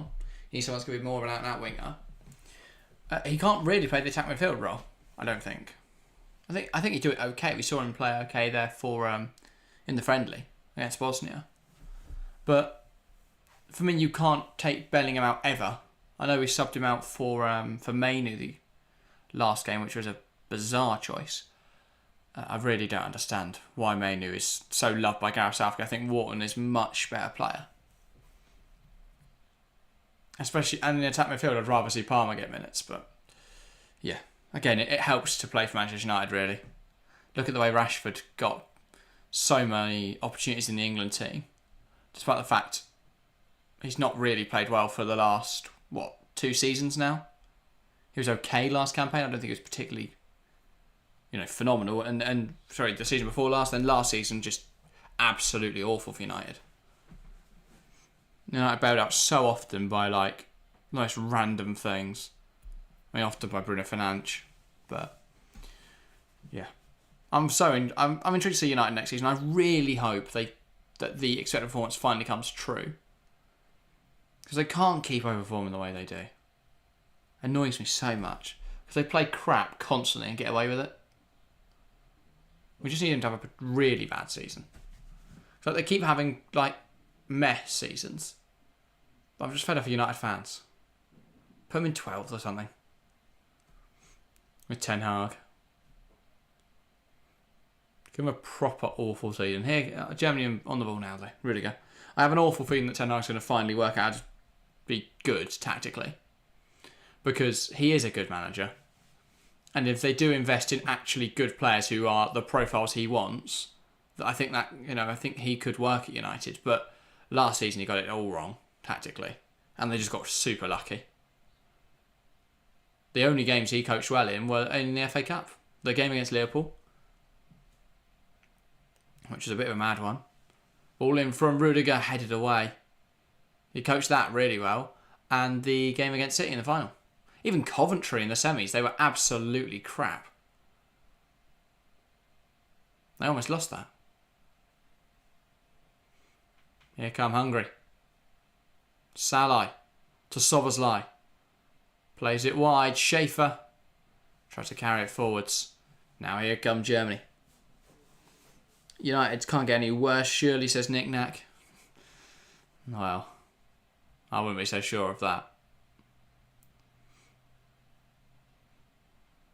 Here is Kimmich. That's the thing, Nick Nack. We thought, everyone goes, United were terrible last season. But they finished 6th, right? 6th? No, 7th. But expected numbers had them closer to 14th in the league. 14th, 15th in the league. That's the thing, you look at the numbers, they overperformed their expected goals. And they finished 7th. They overperformed their expected points and they finished 7th. I think they overperformed their expected goals against as well. And Nana was huge for them at times. Doesn't really get the plaudits he deserves. But that's the thing for me. Everyone talks about how bad United were last season. It could get so much worse. Unless Ten Hag magically becomes a good manager. 8th. Okay. Yeah, thank you. I forget how many places get Europe now. Here's Wirtz. Finds Havertz. Trying to keep it alive but can't. Orban. Dealing with it. Obviously United got Europe through the FA Cup, of course. Chelsea get the lights of Conference League. Here is Galaxy. Andrich. Newcastle comes in. Yeah, I remember now, Nick Nack. It's been such a long season. And also, am I so Euro-centric now? Forgot the Premier League's even a thing. Also, saw the fixture list come out the other day. A lot of people annoyed about Chelsea City opening day, but you've got to play them at some point. I don't mind it. If we win it, incredible. If we lose it, it's expected. It's sort of a win-win game, isn't it? Unless we lose 5-0 or something, in which case I'm going to be Maresca out opening day. Drops now for Kroos. Blocked. Huge save from Galaxy. He had to react quickly, obviously, as that skewed up in the air off his own defender. But yeah. Not the most incredible second half just yet. Gündoğan. Wirtz. Plays back towards Havertz. He tries to take it in his stride and then commits a foul in there. And that will be a Hungary free kick. Nick Nack says, Chelsea fans saying, yeah, but they did win something, though. Yeah, saying only reason Ten Hag is still there is the cup final. Yeah. He's won 2 trophies. Again, you can't really argue with that, but performance-wise, they've been terrible. And again, if you look at those 2 finals, yeah, they beat a Newcastle side who are on form, but Newcastle shat the bed that day. They really didn't handle the occasion well. 2 lovely nutmegs in there from Schaefer a few moments ago. They didn't handle the occasion well, and then you look at the City game, and City looked knackered. I think that would be the only performance. One of the only performances where I'd say United are actually good this season, though. Maynard had a really good game, but for me, that's not enough to earn England call-up. One good game. Because other than that cup final, I don't see the hype. Kimmich. Now with Rudiger. Gentleman said they stayed because TT rejected them. Well, not really. They spoke to Thomas Tuchel and decided that Ten Hag's a better man for the job. Which I kind of get. Not because I think he's a better manager, but I don't think Tuchel is particularly good at squad building. You look at all the experience he has of it, He sort of fucked up the Bayern Munich rebuild. Now, again, I don't think Bayern are great at recruitment. They just sign whoever does well in the Bundesliga and it works. But, he didn't. He fucked up that. That went awfully for them. Well, to be fair, that's Nagelsmann, really. But again, I don't think that's Nagelsmann's fault. Nagelsmann's a good coach. The Bayern chance staff are awful. Then you've got where else was Tuchel? Well, I guess no, because Tuchel was there for the last season's summer transfer window, where they signed Kane. That worked. That's a great signing. But I don't know. It didn't piece it together very well. Then you look at after he won the Champions League with Chelsea and the team he built there. Sides like Lukaku, again, the Chelsea board aren't fantastic. Such as a recruitment staff weren't fantastic, but come on. It's just weird. But yeah. Nick, I was saying 8th though for a team like United is embarrassing. Didn't Arsenal finish 8th in the 2021 season? Yeah, I think they did. By the way, double change for Germany, bring on some attacking, bolstering their attack. Füllkrug and Leroy Sané. We saw Füllkrug come on the other day and get that goal. And it is Kai Havertz. And I didn't see who the other player was that came off. I imagine it's Wirtz or Musiala, but I will check. It was Florian Wirtz. Brilliant stuff for my fantasy team. But yeah. So half an hour to go then.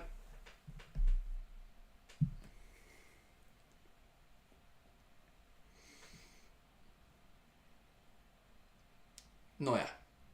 Now Tar. Rudiger. This is where Germany have a big advantage. Quality of substitutions. Completely agree with you there, Nick Nack. It's where Portugal should have had an advantage. Obviously, ultimately they did. The goals they got were quite fortunate, but I don't think they used their bench very well last night. I wasn't here for to slate Roberto Martinez, but he got everything wrong. They're very fortunate to win. I don't think he knows what he's doing in that role. Musiala, he didn't at Belgium, he doesn't at Portugal. I don't know how he got the Portugal job.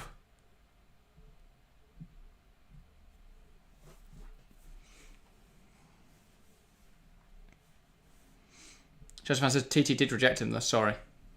I don't think he did though. All reports suggest United decided that Ten Hag was a better man for the job. Ball into the box, Varga, header across goal. And it's just wide. Hungary should be level here.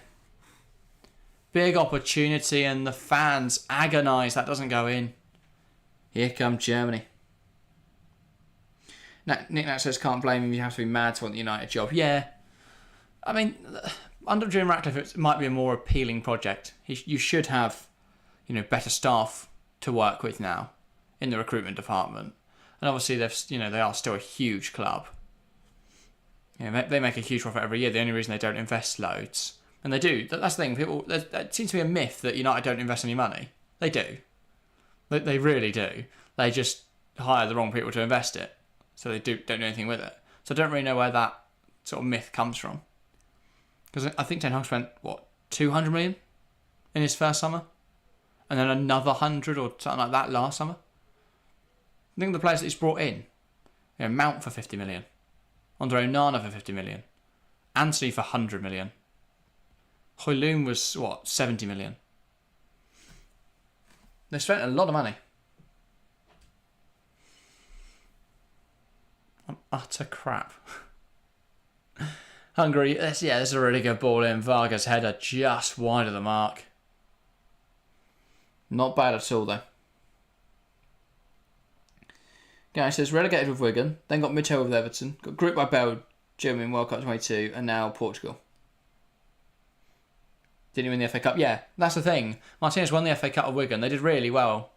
And obviously they got relegated, so he got a better move after winning that FA Cup. Everton, it went okay. I mean, to be fair, that Everton role is horrible because they do the most bizarre things all the time, that club. But, yeah. I don't really know how Martinez has managed that. Here's Musiala trying to wriggle his way to get a shot away. And he's blocked and sent that over. Not far away. Did I get a touch in there? I'm not sure. Macaulay just doing a little curtain symbol. Oh no, waving away a penalty claim, I think. Oh, it did. I like that. I think that's touched the hand of Nagy. German fans. Adamant it did. I think it definitely touched the hand. I don't think it does enough, though.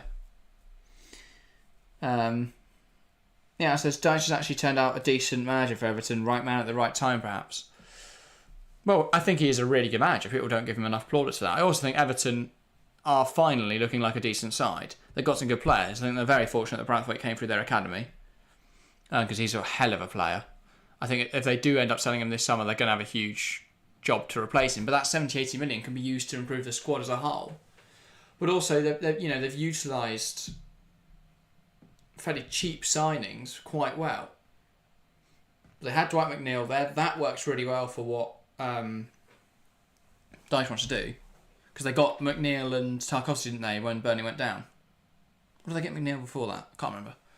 Then you look like Amadou Onana. That's a great bit of business. He's a really talented player. I think Decore was a good signing. They still don't have a striker. I don't know where their goals come from. Because Calvert-Lewin is always injured and isn't good anyway. They had Mopé for a bit. Again, I don't know why you'd buy Neil Mopé. It's just not very good. Lovely guy. Hilarious. Well, I don't know if he's a lovely guy, but hilarious on Twitter. He comes across well. But not a very good footballer.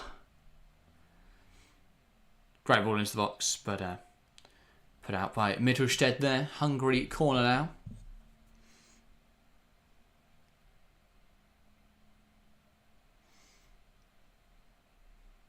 Can they make something of this? And now readying the cavalry Hungary here. Nagy coming off. Kleinheisler coming on. Unfortunately, we're not seeing Adam arrive yet. Got a love a bit of Martin Adam. Most intimidating looking substitution you can make. So was I now with the corner.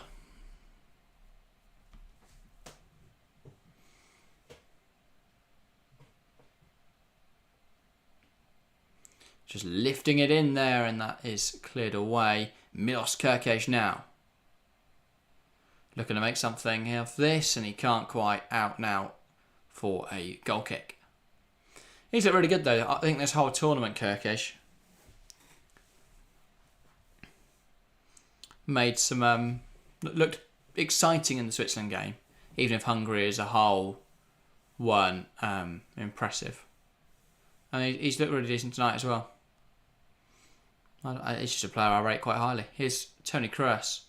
Lovely ball in behind. Sane not going to beat that one in the air. Galaxy claiming it well.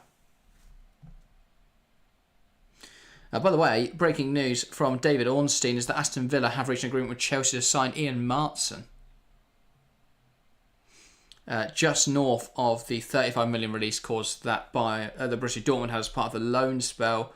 Will be a 6-year contract. That's a really good signing. It's a weird one for Chelsea, but he doesn't really fit Maresca's system, so I understand it. Pure for free profit as well for Chelsea. Great signing for Villa, though. I'm sure people in the chat will have a thought on that, especially a Chelsea fan. But yeah, interesting business. And well, Villa going from strength to strength, seemingly. Obviously, they've got to prepare for the Champions League next season. By the way, we are only 5 subscribers now away from 2.6k, so if you aren't subscribed yet, please make sure to do so. And of course, if you know someone that you think would love the channel, share it with them. Make them subscribe. Not make them, that sounds a bit too forceful. But encourage them strongly. Musiala gets brought down there by Willy Orban, and that will be a Hungary free kick. No, sorry, Germany free kick. Macaulay, an angry man there. Gary says, I hear Juventus might make a boyfriend-girlfriend signing from Aston Villa. Yes, they are making the first couples transfer, really. Obviously, across the men's and women's game. We've seen loads of female couples in the women's game. But yeah, be interesting to see. I think Alicia Lehmann is a completely pointless signing for Juventus women, but that is a topic for another channel. Kroos. Looks always like a very good signing for Juventus. I'm very surprised he's gone there, to be honest. But if it is the perfect sign they need to sort of reinvigorate themselves. I guess moving out of Birmingham is always a plus. Mittelstedt, Gündoğan, and there we go. Germany 2, Hungary 0. It's been a fairly tame second half. Not many chances coming, but eventually that's broken well for Mittelstedt. Played a really nice ball inside to Ilkay Gündoğan, who had the time to adjust his body and place it past Petr Galakshi. Germany 2, Hungary 0. Well, you'd have to imagine that is the Hungary dream over. There's still time here, but you don't see Germany dropping this now. Okay, good one. Germany 2-0. But yeah. Nice play, nice goal. Well finished off in the end as well. I think that cast is that job done. Looks that way, doesn't it? This was nice football. Musiala played it wide to Mittelstedt. He cut it back really nicely. And Gündoğan tucks it home. It's a great run. And this all comes from Musiala, the winger, coming inside. He drags the fullback in with him. Then there's the space to play out wide to Mittelstedt, who's got the time and the space to find the ball back to Gündoğan, and he finishes it well. Hungary just caught out a little bit there. And Germany should see this home now. Chelsea says, for fuck's sake, Duran is coming then? Not necessarily.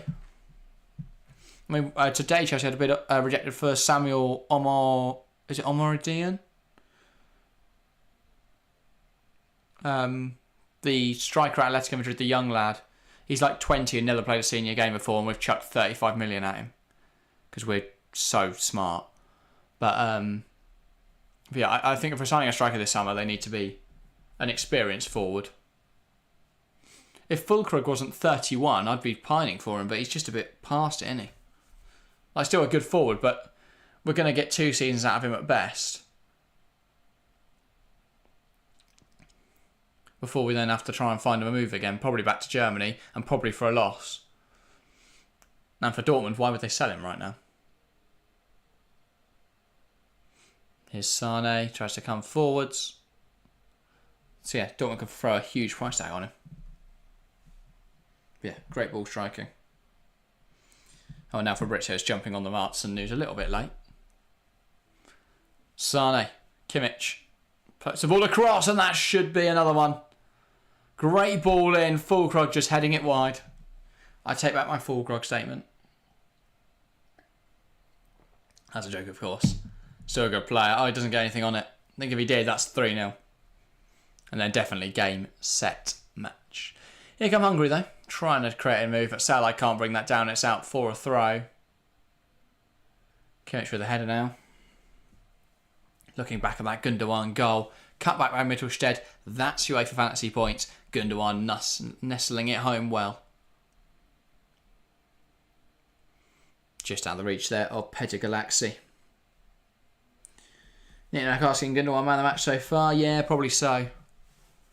Really good energy in there, obviously a well-taken finish. Hungary can still qualify if they beat Scotland.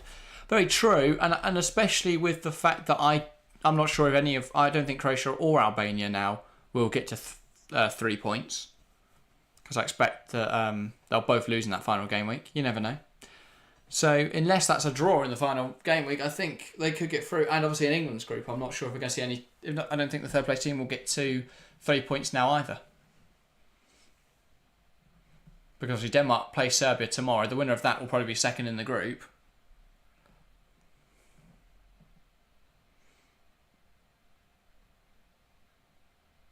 Not Denmark, Serbia tomorrow, is it? It's Serbia, Slovenia. But that's the thing, if Serbia win that, if Denmark lose tomorrow, they're then on 1 point. And they've then got to beat Serbia in that final game. And if Serbia have beaten Slovenia, which they should, then they'll go into that final game just needing a point. So I think we could see them. I think we could see quite an interesting group there. So maybe Hungary could still get through if they beat Scotland. It would be a tough fixture, I think. I think they would line up against Portugal. I can't remember. Anyway. Chelsea fans saying Aston Villa want to swap deal Ian for Duran. That's not what the deal is, though. Chelsea fan. They might want that, but that's not what's been agreed. They're paying, well, just north of 35 million, so let's say 40 million for Ian Martson. That's the deal, Chelsea fan. I think the Duran deal is dead now.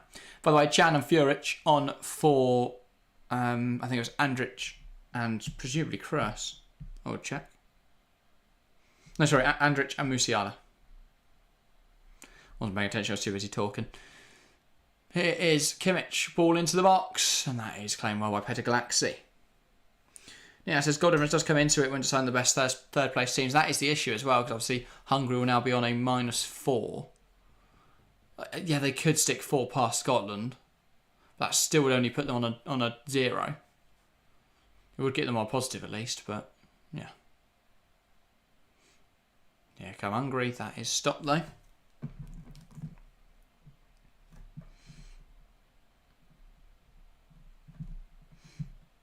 But yeah. Manchester fan, I don't think Duran will come to Chelsea now. There's not really been much said on that move, has there?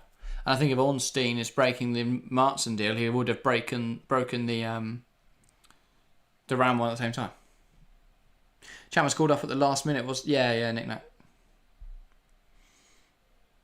Same for Martson and Xerxes in the Netherlands squad. Both had to come in for late injuries.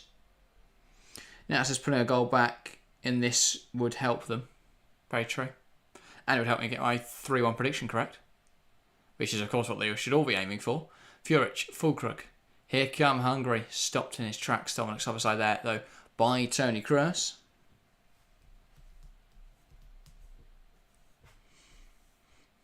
Joshua Kimmich. Here's Leroy Sané. Kimmich. But to be fair, Nick Nack, Hungary are probably better positioned trying to solidify defensively than pushing for a goal.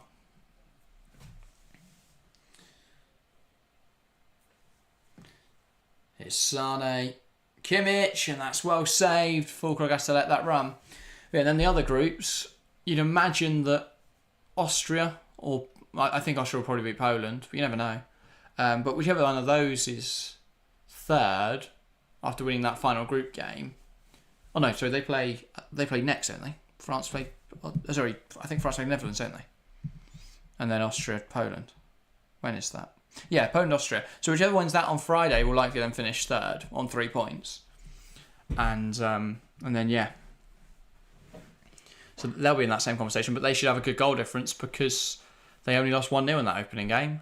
So unless they get, smashed by Netherlands, Austria, or France in the case of Poland, whichever of those sides does end up winning that, could be in a really good spot. And well, Netherlands could be in a spot of bother. If Austria beat Poland and the Netherlands lose to France, as you would expect, suddenly it's a really difficult situation for the Netherlands.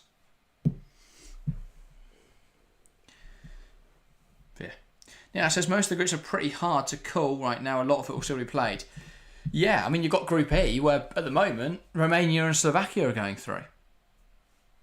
But we could be in a situation where all 4 teams are on 3 points going into the last game.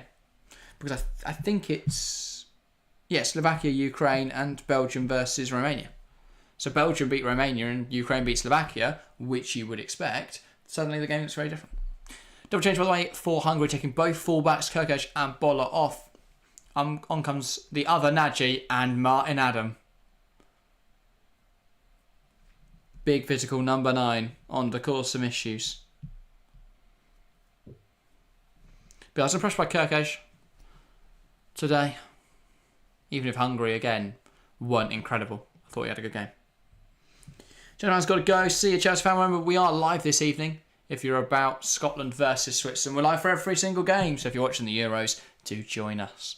But yeah, another 3 tomorrow, another 3 on Friday, and then I believe Saturday is the last day where we've got 3 games. Because after that, it goes to the final group matches. So obviously they have to be played at the same time. So we've got 8 o'clock Sunday and Monday, and then 5 and 8 on Tuesday and Wednesday. But yeah. Harry says, can't wait to watch the Scots. Yeah, should be good. We've only got an hour and 15 till we're live for that one. Still 15 minutes of this game to play, of course. But yeah, Adam coming across, sending Mittelstedt to the floor. Didn't even touch him, just stood near him. But yeah, what a unit. Incredible player. That was a good challenge on Mittelstedt. Sorry, a foul on Mittelstedt, not a good challenge. Yellowstone says, I have money on Akanji to score against Scotland. Have a hunch. Fair enough. Bit of a rogue shout. I do think Switzerland will win there, though. Not sure Akanji will score. Guess we'll see. Did you get nice odds last night? No, that's surely got to be nice odds. Akanji to score. Let's have a punt. I can't think what odds are. 30-1. There we go.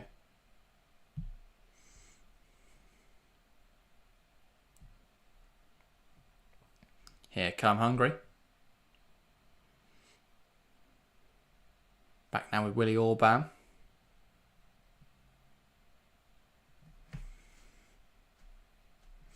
But yeah, by the way, Chelsea fan, Fabrizio is saying that clubs are discussing the possibility to include one player in the deal, currently not guaranteed to be Gündoğan. But who else would it be?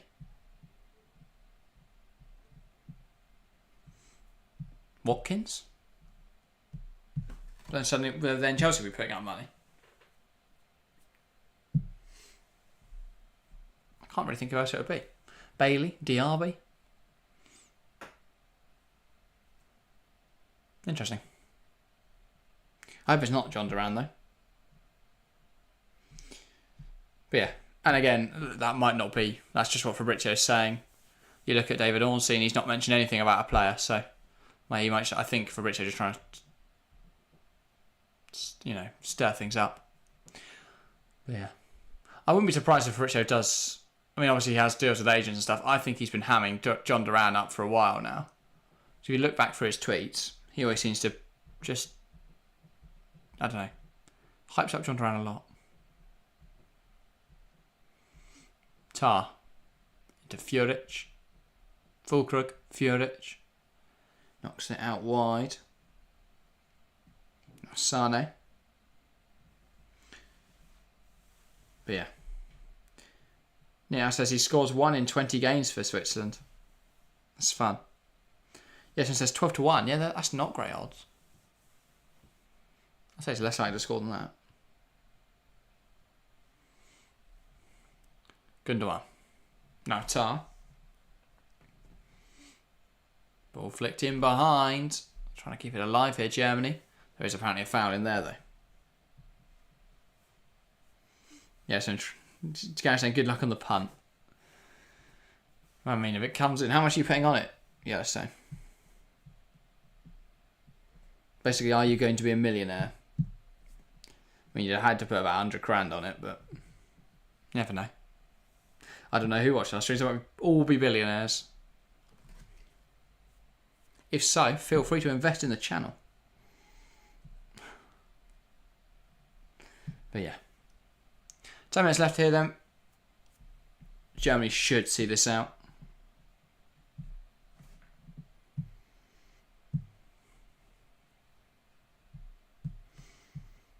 But I don't know. Fairly soft performance from Germany, but they haven't ripped up any trees.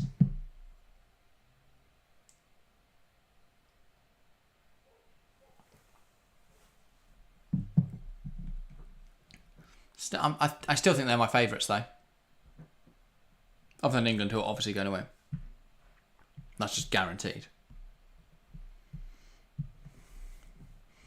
Now Fjuric. Trying to make something happen. He's fired that well wide. Don't know who this Fjuric guy is, to be honest.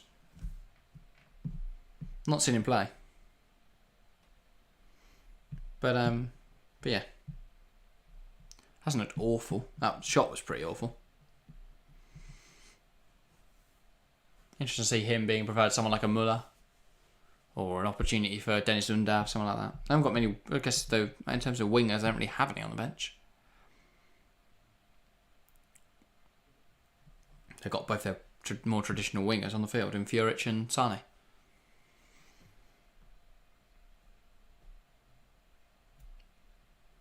Yeah, Stone says, I'm betting on the Norwegian state lottery. They give bad odds, but they give you profit. They give the profits to youth sport. It's quite good then. Yeah, it says Euro Millions jackpot is 164 million on Friday. Wouldn't mind some of that. Yeah. 164 million. The problem is, I'd hate to win that, if you get what I mean. Obviously, you could do so much good with it, so I wouldn't hate to win that. That's an overstatement. But you'd never have to work for anything. So I think that drive for life is then gone. If you've got everything, what is the point? That's why, you see so many successful people are depressed, because what is there to strive for? If you have to keep going to survive, or to put food on the table, stuff like that, that's your motivation. But how do you find that drive and motivation if you've got everything? I don't know. We're getting deep and philosophical. 8 minutes left to go here in Germany, Hungary. Now you can just do hobbies. Fair enough, Nick Nack. I mean, yeah. I guess if you just go to every football game, 164 million, I'd probably buy a team. You're not going to get a brilliant team. I mean, you could technically buy a Premier League team that just have no money to invest in it. But I'd buy, because with 164 million, I'd buy my local team. And you would just see them right up the pyramid. They're in, step 7, I think? Ball in, that's headed over by Chan out for another Hungary goal kick. But yeah, with that sort of money, I would take over my local side and just rise them through the football pyramid. Because you'd be able to spend so much more money than anyone else in the division. I'd build like an incredible football stadium. For the, Don't think there's enough people in my local town to fit in a 5,000 seater stadium, let alone the people that go. Because if we've got loads of money, we'd get all the glory hunters, which is what you want, really. But yeah, that's that. If I won the lottery, that's what I'd do. And then you wouldn't need a job because you've got 164 million in the bank. And obviously, once the football club's successful, you can take money out of that. But yeah, change now for Germany. Dennis Undav coming into the attacking midfield role. Gündoğan will be get a rest here. Has played well, got that goal, of course. Now resting up. You could buy Beccles Town. Absolutely not, Nick Nat. Not buying Beccles. But yeah, good one coming off for Undav.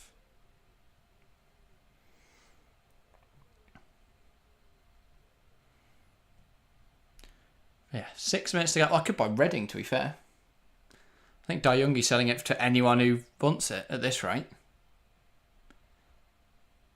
Problem is, you can easily get done for like tax fraud, can't you, if you win the lottery?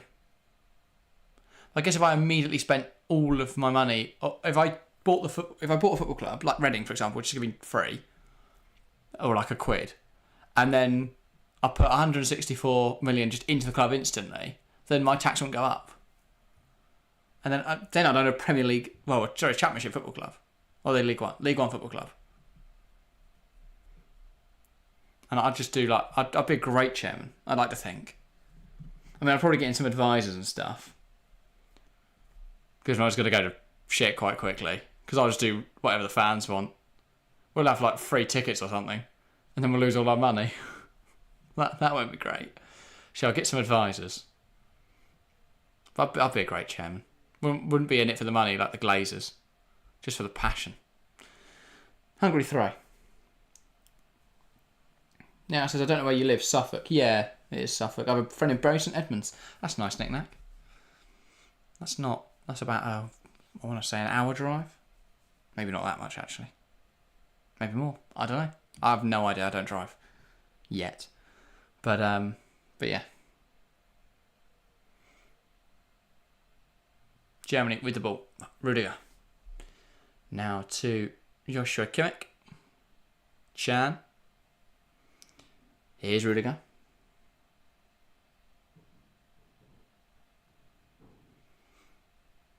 Now with Kimmich. Rudiger. Tar. Plays it inside. Fjuric tries to play that through but can't. And now here come Germany. Fjuric. Nice move down this left-hand side. Cuts in. He's going to play that across now to Joshua Kimmich. Now Sane. Back to Kimmich. Ball in. Full Krug and that header goes wide. Nice part of the country. Thank you, Nick Nack. It's a little bit old-fashioned, but it is nice and relatively quiet. Yeah, it's like I live in a town where if someone dies, that's massive news because there's very little going on. But yeah, Satellite crosses it. This is a chance for Varga earlier on, by the way. He is coming off now. But yeah, it's kind of why I want to move to London, experience the hustle and bustle of the world. Anyway, Varga and Satellite coming off, and it is Gazdag and Subov coming on. 2 fouls there on Fiola, trying to carry the ball out of defence. And then Kroos has kicked the ball away. But ref not booking him for that. Not sure why.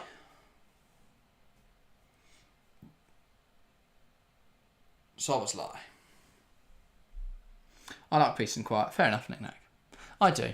I enjoy the I was about to say sanctity. I'm not sure that's the right word. I'm going to use it anyway. The sanctity of the area. I don't think that works.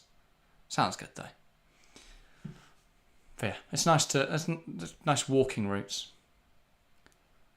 But yeah, I haven't been able to get out for a walk because I've obviously been streaming the Euros constantly. But on that day break, I might just go out for an incredibly long walk and then I won't be able to move. So I'll just sit in the studio for the rest of the week. I think we've got 2 days off next Thursday and Friday. Here's Sane coming inside, shot blocked and out wide for a corner. I can't believe we are now, 9 days away from the end of the group stage. Halfway through, no, not halfway through the groups. Tomorrow will be halfway through the groups, I think. Pretty ridiculous. You know, so we spent ages preparing for this tournament, getting ready for it. Now we're actually in it. It feels like it's almost over. Yeah. Time flies when you're having fun. Kroos puts the ball to the edge of the box. Furic, Kroos, Sane. Trying to work it round. Here's Dominic Soboslai. They're coming forwards now. Darts inside. Mittelstedt puts in a tackle. I think he might be booked when that play comes back. Hopefully not, because I've got him in my field. There we go. He does get booked. Fuming. But yeah. Can't be too annoyed with Mittelstedt today. Great UEFA fantasy pick. He got me an assist and hopefully a clean sheet. Touch wood. Now it says we still have 2/3 of the group stage to play. Far from over. Very true in terms of actual days, because it started on Friday. Oh, big chance. That is fantastic from Joshua Kimmich. It's back in there for Hungary. That looked like a foul. Chan waves to get back up. Wow. That could easily be 2-1. 2-1 Hungary. Germany, that was a poor pass out. And Germany now coming forwards. Leroy Sané tried to play a ball through. That was a poor pass. Should have looked right. Tried to play it immediately through Dennis Undav. Got intercepted. Now Hungary will bring it the other way. Ball in behind. I can't pick out anyone in a Hungarian shirt.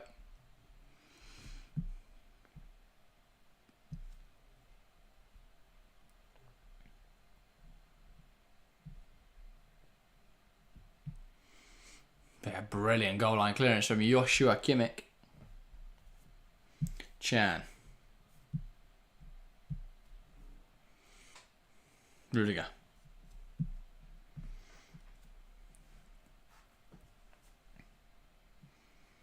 Now back to Neuer. 3 minutes of additional time. I do find it crazy the Euros only started, 5 days ago? We're on to day 6 now. Feels like it's been longer. Oh, sorry, I put 2 minutes on. Hang on. There we go. 3 minutes of additional time. Hungary with the ball now. They're going to try and bring it forwards. I nearly predicted 2-0, says Nick Nack. Same, yeah.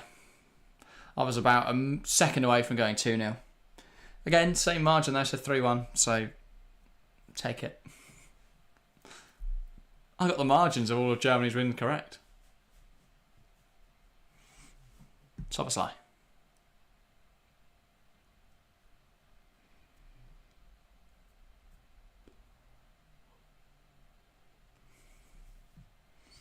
It did look like it touched the hand of Orban in there, and he sort of touched the hand of Chan in there, and he threw Orban to the floor, but neither given us a penalty. Wouldn't matter for much at this late stage. It would help Hungary in the sense that if they got that goal, that would of course give them a better chance of going through. For Germany, it would just take away their clean sheet and my UEFA fantasy points. So, yeah. Sane. Now Rudiger. Tar. Kroos. Now across to Antonio Rudiger. Chan trying to play that through the lines. So it's going to roll through to Petr Galaxy. And that it will likely be that. Germany 2. Hungary 0 with a minute on the clock. Ball in the air. Adam misses the header. Tar. Kroos. Mittelstedt. Gets caught there. And then Szoboszlai smashing the ball away. And he just gets a yellow card for his troubles. Well, there goes another UEFA. Oh no, it wasn't Szoboszlai, it's Sabov. No idea why he did that. Oh no, sorry, I think Szoboszlai did kick it away. Not sure who got booked there, whether Sabov or Szoboszlai. Either way, no idea what Szoboszlai was doing. Now it says 4 points guarantees going through, but at least one team will go through on 3. It's even possible to qualify with 2 points depending on how the groups go. Very true. It's not guaranteed on 4. We could see loads of teams with 4 points. That's happened once before. Anyway, that is full time here. Germany 2, Hungary 0. Fairly good performance from the Germans. Wasn't as comprehensive as their win over Scotland was, but still a good victory. And, well, the most important thing, they won. That is all that matters, really. Big 3 points on the board. That takes them on to 6 now, and that sees them into the knockouts. And if Scotland beat Switzerland later, they'll be confirmed top of the group. For all intents and purposes. But yeah. Thank you very much for joining me, everybody. We will be back later on with Scotland versus Switzerland. I'll be joined by Harry for that. I'm going to go sit in a cool bath for 45 minutes and then join you again. Probably won't do that, but I might.